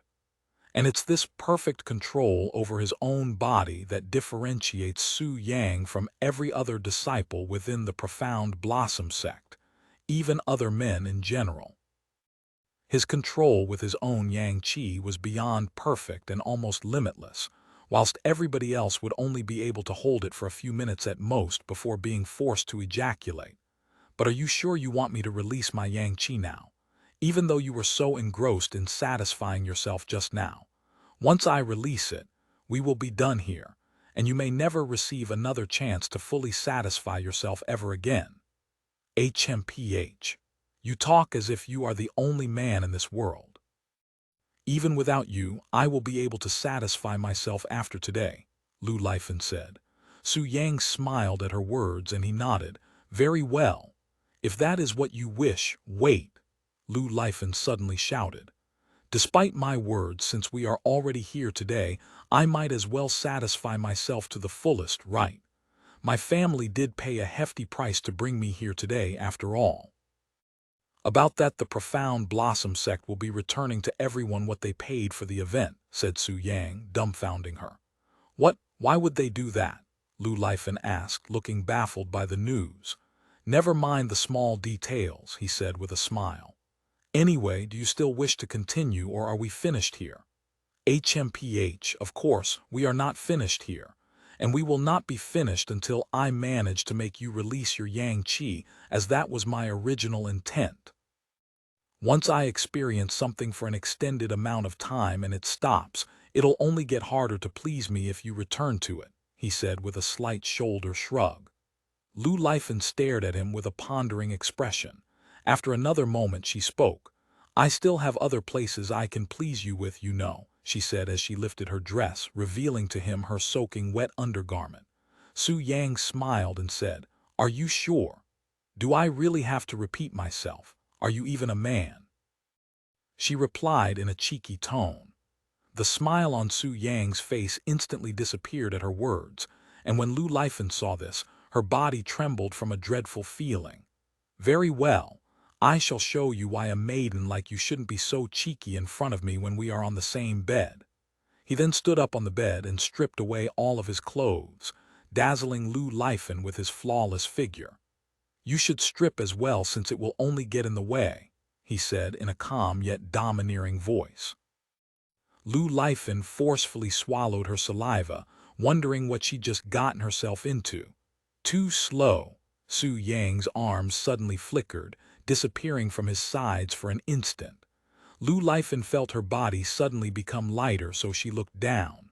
What? She was shocked to find out that almost all of her clothes had disappeared. Her dress was gone, and even the undergarment for her breasts was gone. The only thing on her body at this moment was a mere piece of wet underwear that revealed the shape of her bottom lips. Lu Lifan then looked at the thing that was in Su Yang's grasps, and sure enough, it was her clothes. How did he manage to strip her almost naked in an instant? Hell, she didn't even realize that she had been stripped even though he did it right before her eyes. How? Before she could even say another word, Su Yang pressed her down to the bed and seductively stared at her in the eyes. And almost instantly after her back touched the bed, Lu Lifan could feel a gentle air blow past her legs. If she had to take an educated guess, then she was completely naked at this moment from her head to the toes. Last warning, he said to her. Despite feeling a bit dazed at the situation, Lu Lifan still spoke with a grin on her face. Not twice, but 3 times. You really are a pansy,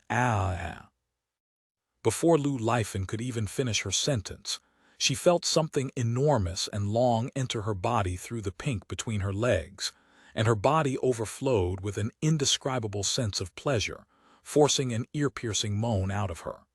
Blood dripped and stained the white bed, indicating that Lu Lifan had really lost her virginity.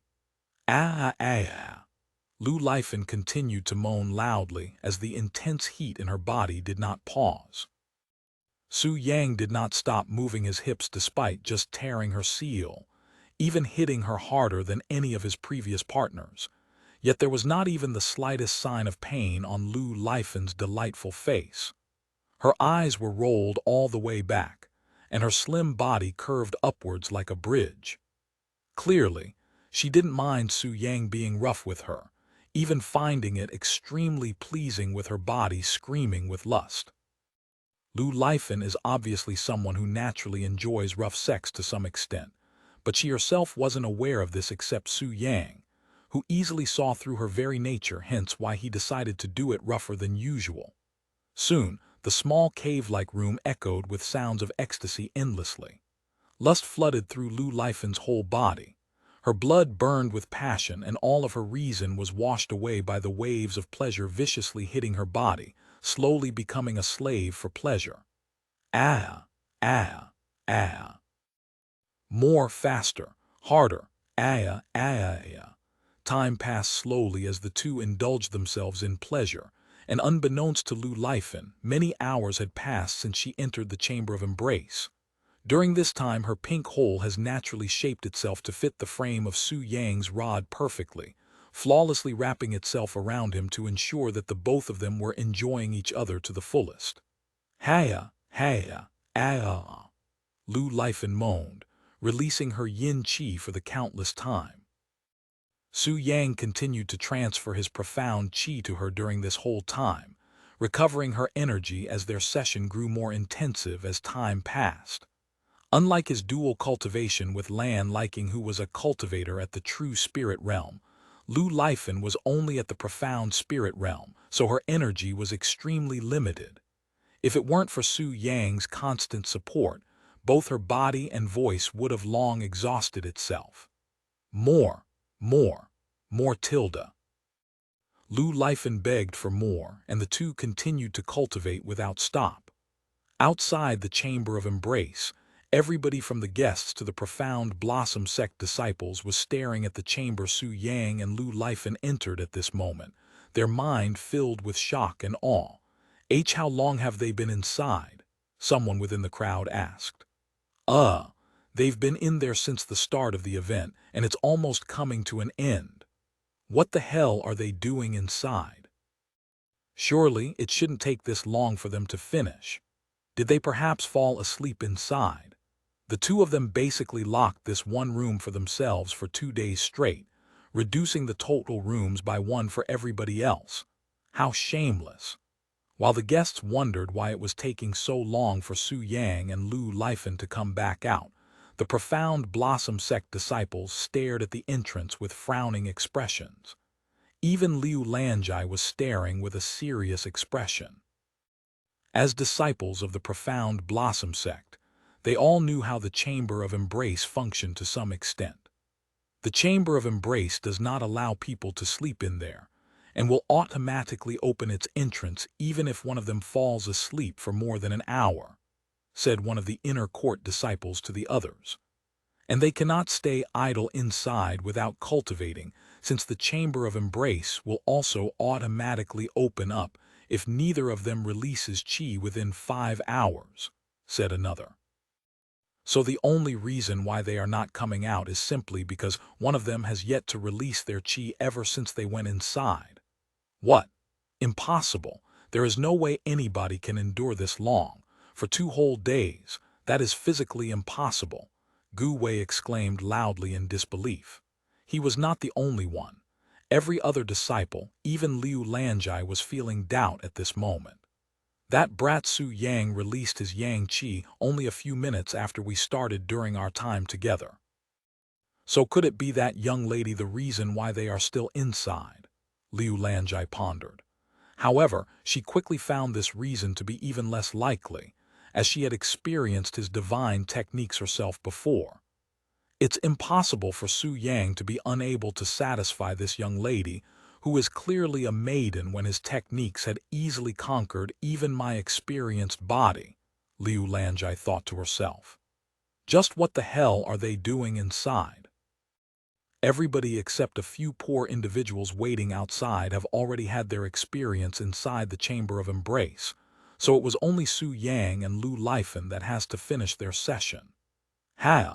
Li Zia almost sighed at the situation. She had been approached by almost every guest here for the past 2 days, yet she declined all of them without a single thought, so she was one of the few here that has yet to enter the Chamber of Embrace. Just what are you doing inside, Su Yang? She wondered to herself, her face filled with a gloomy feeling. When the other inner court disciples saw her condition, they almost wanted to approach her and give her a hug, but knowing her character when she's in a bad mood, none of them dared to actually approach her.